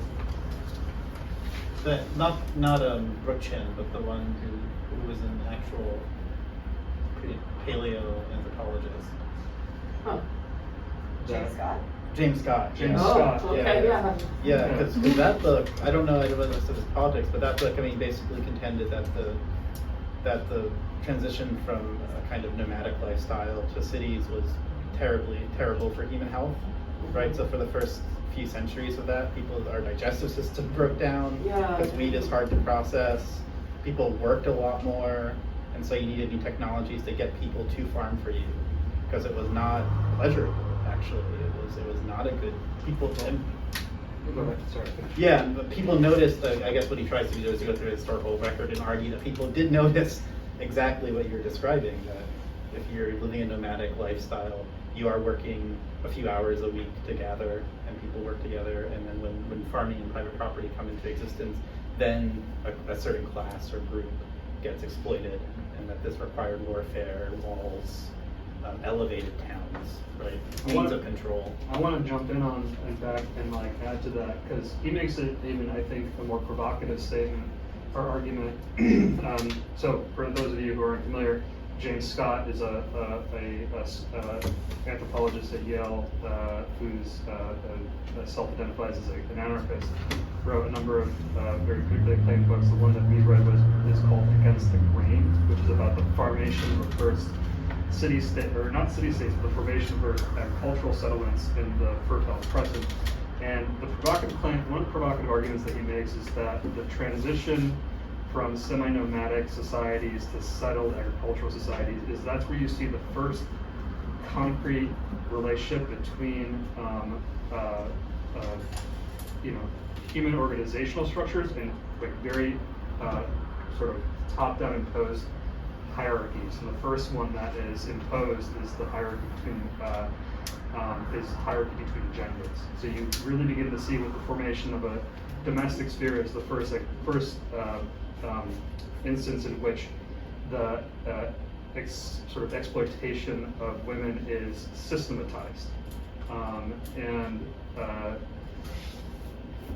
Tangentially, I want to ask a question about this, because this is something I want to try to like maybe find a way of thinking through some of the ideas here under Commons and a whole slew of others, is to think about what does it mean to undertake a multi-species under Commons praxis, if that's a good word for it, I don't know. But is to think about the relationship between a relational environmentalism and cultivating or disrupting legibility. One of the ideas that we think a lot with the Marxist autonomous movement, and thinking about legibility to the state and what does it mean to further Marxist work and praxis in relationship to making yourself illegible to the appropriate powers of the state. And so much of the part of refusal in the Intercommons is to become illegible to the university.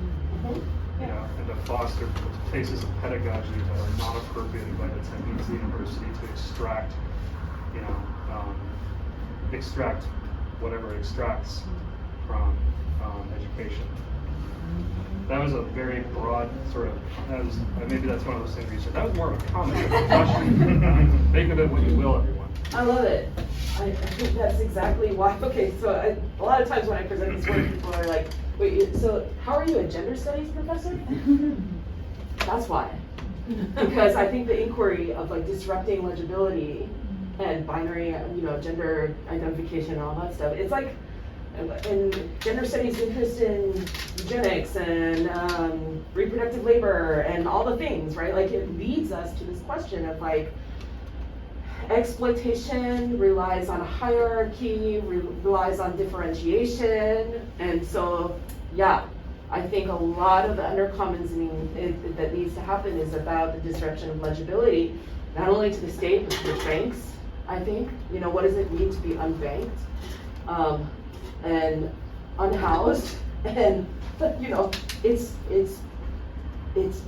terrible, but at the same time, like, is there an opening there for doing life radically differently? Not to romanticize it, because that's shitty, but like,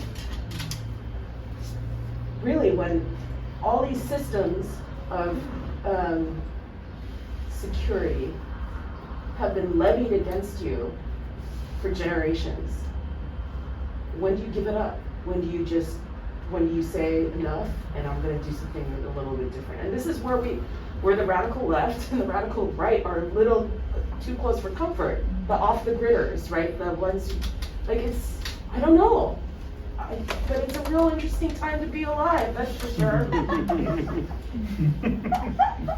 guess one of the key differences between undercommons versus commons for me is, I think as you already said, that the under implies this fugitivity. So for me that raises the question of like, what is refuge and how might different species create refuge for one another? And I think that in white stream environmentalism or settler environmentalism, right, we might point to like the national park system, which of course has a super problematic history of displacement and its own false promise of protection. So what then might multi-species refuge construction look like beyond settler environmentalism? You're such a beautiful human to think of that beautiful question. That's the part. Absolutely. I mean, yeah, I think the national parks is a great example of how not to do refuge, like containment, displacement, ownership, privatization. I mean, even if it's like national, right? Also, the production of recreation and leisure at the expense of nourishment. Like I think maybe one thing we could do, and this is like, vulgar Marxism, right? Like restore like our relationship to work as something that is about nourishment and life-giving rather than extraction and life-taking. Alienated labor for me is all about like delinking work from sustenance. And I think if we, I don't know, that can so easily be slippery, slidey, co-opted by corporations to make you work more for them, right? We care. Google cares. They're so freaking good at affective manipulation, right? Like,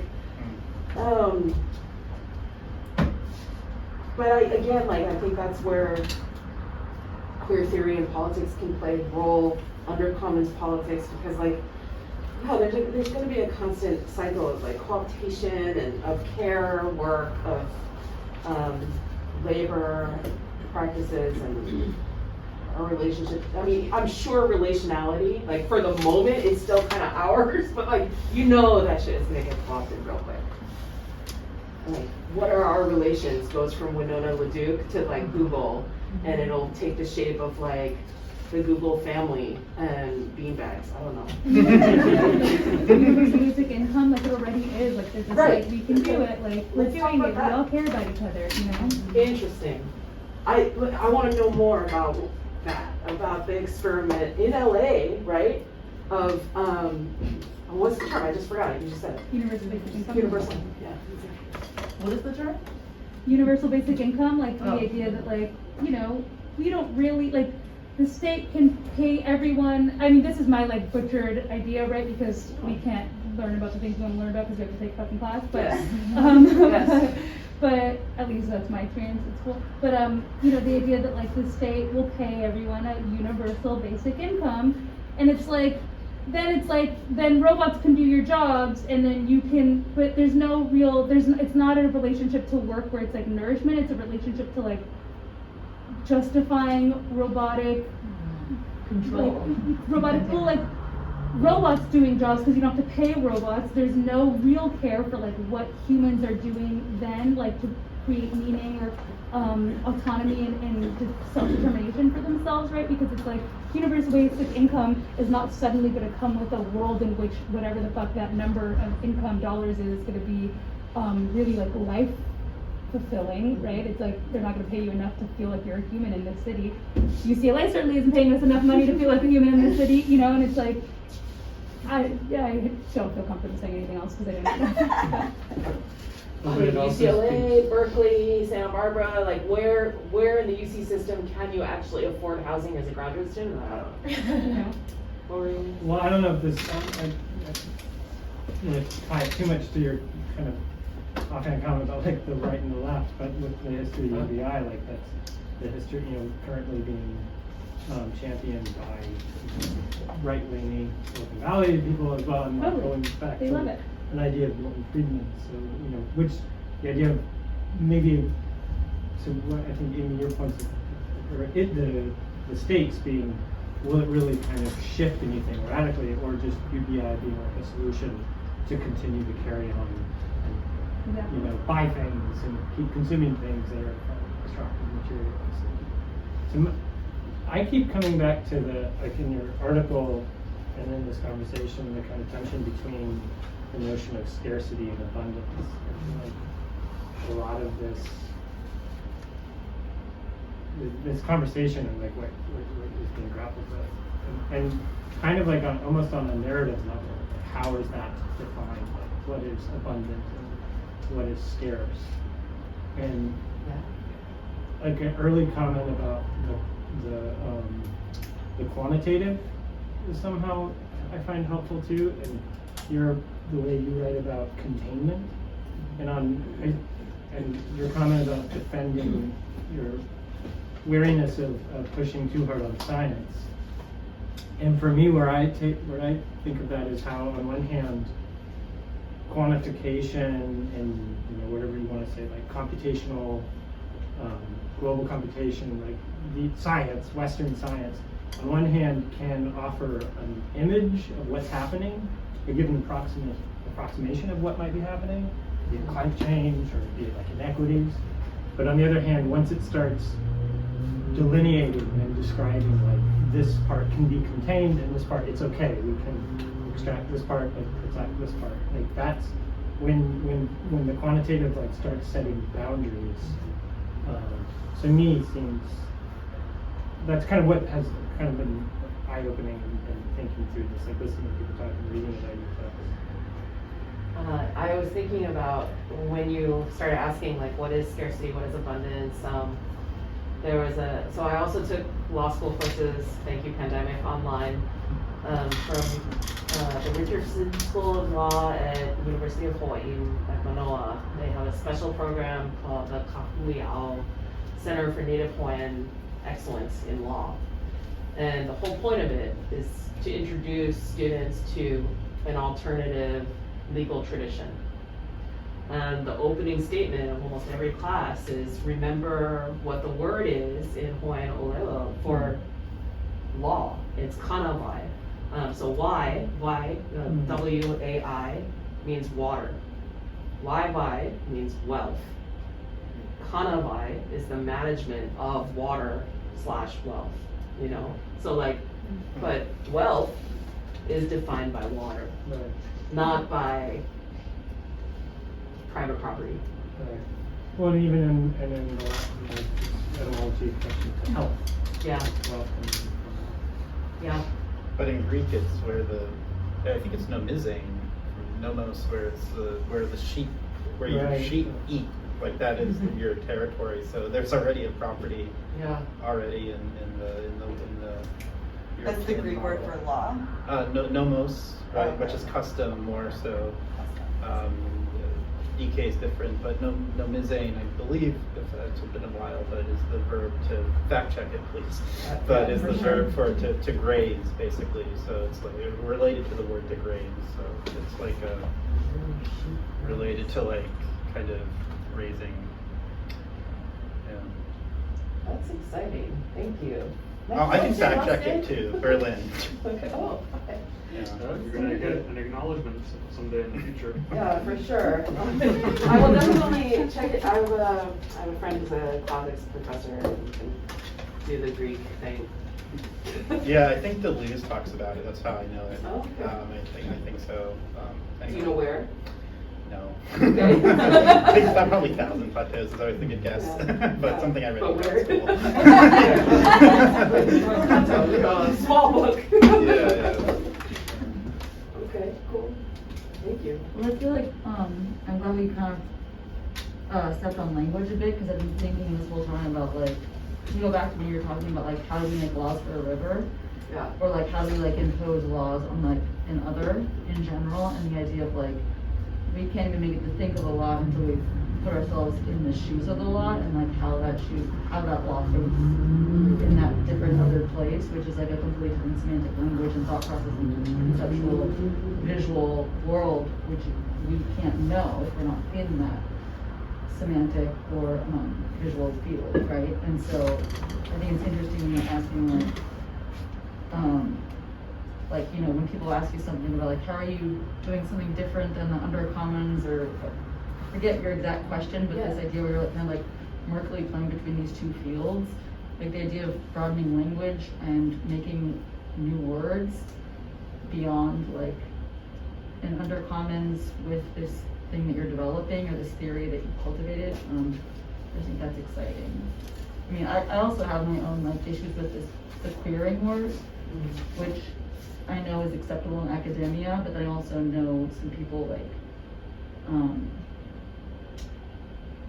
that take offense to queer still, even though it is like a word of power, and the word slipping me, but you know, it's been like taken back to be reified and utilized by the community, but it also kind of like jumbles a conglomerate of people that aren't necessarily like a together people, and so there's like this gap between like academia and then like people living their lives, right? And sort of like talking about, we're sort of jumping around between like those two fields a lot. So I just kind of want to bring that up about like, I don't know, where does like queering exist in academia now? Since I never did queer studies, but I did feminist studies in undergrad. I don't think we had like gay and lesbian studies, but now it's like queer studies. I don't know, maybe we did have gay and lesbian studies. But how is it like now in gender studies, like this acceptance of like queering something? Like, yeah, I mean, I don't know. I try and remind my students that a politics comes from somewhere. Yeah. Right? And so I think the kind of conventional story in establishment gender studies is like, there was a fissure between like gay and lesbian studies, which was more focused on social movements, and queer theory, which became abstracted, and we started queering everything alongside like decolonizing everything, and it lost its meaning. And there's a like remorse about that, but then also a potentiality, and like, so people are like really conflicted about it all the time. And it's like, look, what do you do with queer politics when you're trying to reclaim this word queer when it's still being used derogatorily and being used as a part of a system of violence of actual like queer people and subjects, you know, trans, gender non-binary, gender non-conforming like bodies are being subjected to violence and premature death, right? Like, so reminding the students that the politics comes from a place and from a history is like part of the work of repairing the delinking of queering is like an abstract thought, a thing that you can do fancy footwork in your thinking about, and like on the ground, like the urgency of forming community and a politics out of necessity to like not get beaten up. Right. Yeah. I don't know. For me, I think like there are a lot of students too, a lot of my like white super privileged students at Claremont colleges, which is not to say that they all are. Like actually, I have a lot of first gen students, blah blah. But a lot of them are like really moved by the arguments coming out of Afro-pessimism, and you know they're trying to situate their whiteness in relationship to it, and they're trying to figure out like what they can and cannot do. In wielding it as like a theoretical tool, and I'm like, well, okay, but what does it mean to you? You know what I mean? Like, what is your relationship to it? Like, how did this become something really important in your life? What is that story? Right. Because probably that answer is true enough to get you through negotiating that conversation in your own head, at least. You know, and like, yeah, you're gonna get some pushback. But you know, I'm also not I'm not a person who believes in purity politics leading anywhere good. Right. Yeah. So, and you know, history and genealogy are important. Ownership and proprietaryship proprietorship is less important to me. So I guess, I mean, I would love it if more people were reading in Black studies and Asian American studies and like, you know, didn't understand it as just like the tools for people of color. I wish like more communities were reading beyond their own identity affiliation, but doing so citationally and doing so like acknowledging like the real lived experience that out of which the politics emerges. Like that's super important. Did that answer your question? No, I didn't even think I asked a question, did I? No. Normal conversation. Yeah, I mean, I guess just to like ask you about if you thought about like creating a new word for your own. Oh, I hate that move. Like, I'm never gonna do it ever again as a scholar. Like when I'm writing, I'm never, call me out on this shit, right? Like it's on recording, right? I will never say what I am calling settler environmentalism or something like that, because that is like academic pissing on your territory. Never gonna do that. But like the industry, if academia is an industry, it absolutely is. It demands of people to like proprietorship too. It is. It's totally trademarking your neologism. I mean, new words are really important to name the shit that we don't have language to describe. You know. Like, I don't have a problem with it. I think, like, theory is exploratory and experimental and amazing. But I think, like, claiming it is a bit problematic. That's your politics of refusal right there. Yeah, there you go. Trying. What time are we at? 5 till. 5 till 4? Okay, maybe we could take one or two more questions. One more question? Lingering thoughts even? Yeah. Stuff that doesn't feel like the things you want to say before we leave this space together. Doesn't need to be a question, it could just be a comment. So, I have one, but I'm not really sure how it might be received maybe, or what the purpose of it is, but kind of on this maybe politics of refusal is, I'm not an academic or anything, I like to read and gain information, I guess, but I think one of the big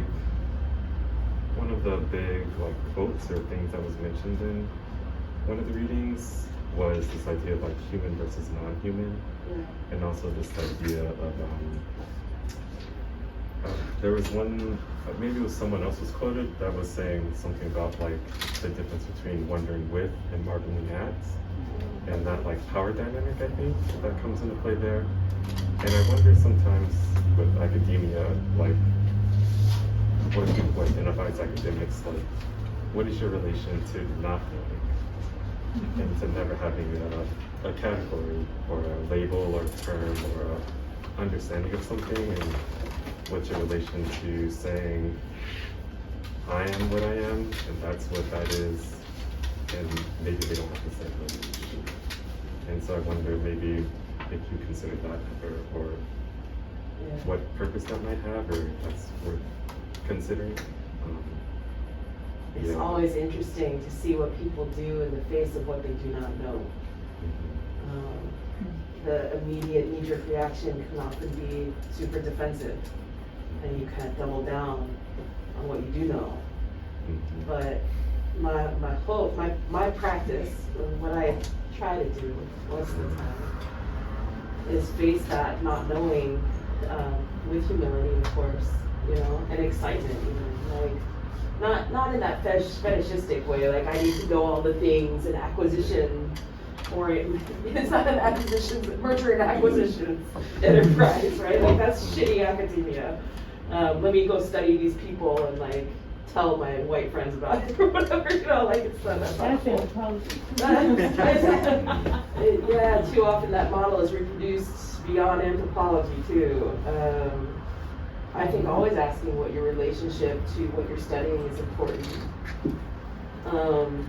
But also, like, I appreciate you bringing up that language of wondering with versus marveling at, because it brings up the power relationship to knowledge and the politics of knowledge production itself, right? And I also appreciate the fact that you brought into the room that you're not an academic, right? And like but you're somebody who likes to use your brain. Sounds like, you know? And like, I think Octavia Butler was, for me, the stakes of calling her a Black feminist philosopher of science is to give her the credit for all that time that she spent learning without the accreditation of university or institutional backing. The way she navigated Pasadena with like JPL and NASA and Caltech and all of those institutions of exclusion, of, you know, anti-Black exclusion, anti-queer exclusion for the most part, right? I'm not saying that Octavia Butler was like necessarily gay, because she wasn't, but like she is a queer subject, and anyway. I do think that she likes to wonder with, alongside slime mold, instead of put it under a microscope and marvel at it as though it is a scientific, an experimental subject that works for her. And for her, I think that politics comes out of her relationship to the rest of the world that is not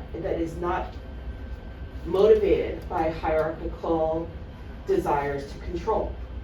I think for her, the ethics of like learning about slime mold was not to control it, but to learn from it and alongside it, you know? And like, that's why I think she was a beautiful thinker. And you can see it in so much of her work, that she had wonder, she had marvel at things. Sorry, I'm laughing because Marvel is now such a universe. But I also, there are moments in her interviews and stuff where she admits, like, I don't know everything about a thing, you know, this thing, and I'm not the end-all be-all author of an idea. She's always like calling into her knowledge-making practice, like all the different people she's learned from, and I love that about her. That's my answer. She's also willing to change her mind, right, all the time. I think a lot of people call her out, like and still, like to this day, like she had a fantasy about going to Mars, and people are like, but like colonization, right? And she's like, yeah. You can still have the fantasy though. Right. Fantasy. She also died so young, you know, in terms of like for sure. what we could, you know, like what we could have seen, you know, like just the world is raw, right? Like she was, I think, in her 40s, right? 46 or something? No, she was older. Was she older? She was in her 60s, I think. Oh, I'm so wrong. My bad. Oh no, you're right. My bad. Yeah, you're so right. But still. But yeah, way too young. You know, and No, she. she's fine. One other reason why you have your UCLA institutional cred, try and get into those archives at the Huntington, because you know the Parable series, right? Parable, the Sower, and the Talents. There's like a third. It's an unfinished trilogy, and that manuscript of the third piece is there, so you can read it. Just like spend the day reading it. It's awesome. Also, I will say, I'm curious why you, I mean, I guess in terms of your research, it makes sense. Like Lilith's fruit is obviously incredible and like really, I feel like my experience with her was like every time I read a book, I was like, no, this is my favorite. No, this is my favorite. But I guess I was really curious to hear you say that, because I was like, for me it goes back to Wild Seed, but I know, or not I know, but I mean I love it, but I'm confident it's because that's where I started. So whenever I talk to people, I'm like, you have to start there, but that's only because that's where I started. And so that's where my brain goes back to. But I would love to hear you, if you want to like just wax poetic a little bit more about like why Lilith's fruit and what like because right, like Parable will offer like just completely different. It's just they're also even like I always think that like fledgling is I don't like kindred. I think is her word for fledgling, but they're so good. Even like you know when she's bright or she's bad when she's I don't know. Anyway, if you want to offer anything else. Oh yeah, I totally dig it. It's an often debated thing. Like, what do you start with the Butler? And some of my friends who are like deep Octavia fans like totally start with the Patterns series, and I think because their interest is in studying social power. So maybe it's like social science even. For me, I was so into Lilith Ruth, the Xenogenesis series, because I was so interested in science and colonialism and like that power dynamic. Power, she's such a student of how power works and where it flows and how it flows through different institutions. And I think in each different series, she's kind of picking up a different set of institutions to work through. And like, I think she has a lot of interesting comments to make about education, as a matter of fact, and like psychology, but also biology. So it kind of just depends on where your interests are. The institution of slavery for sure, kindred, you know. I'm not sure what institution can be named in fledgling. Vampires. I don't know. But I mean, I also, they are thinking about making their own, they are like, it is her working through like, what does it look like for people to be kind of by themselves over here, like making a community, right? Like, right. Is there like, that's the one also, fledgling, I always confuse with what later comes up, like what the Patternist series turns into, because it like, even though they're something super different, I don't know, I read them also. No, you're making me think like maybe fledgling is actually her fugitivity thought experiment. I mean, there's, I think certainly an argument could be made for it. I haven't read it for years, but it's, you know, they're kind of like. I read it in hardcover the second it came out. Wow. On the Brooklyn subway. Fond memories. On that note, I think it's time, everyone. Thank you so much. Oh, this is so helpful.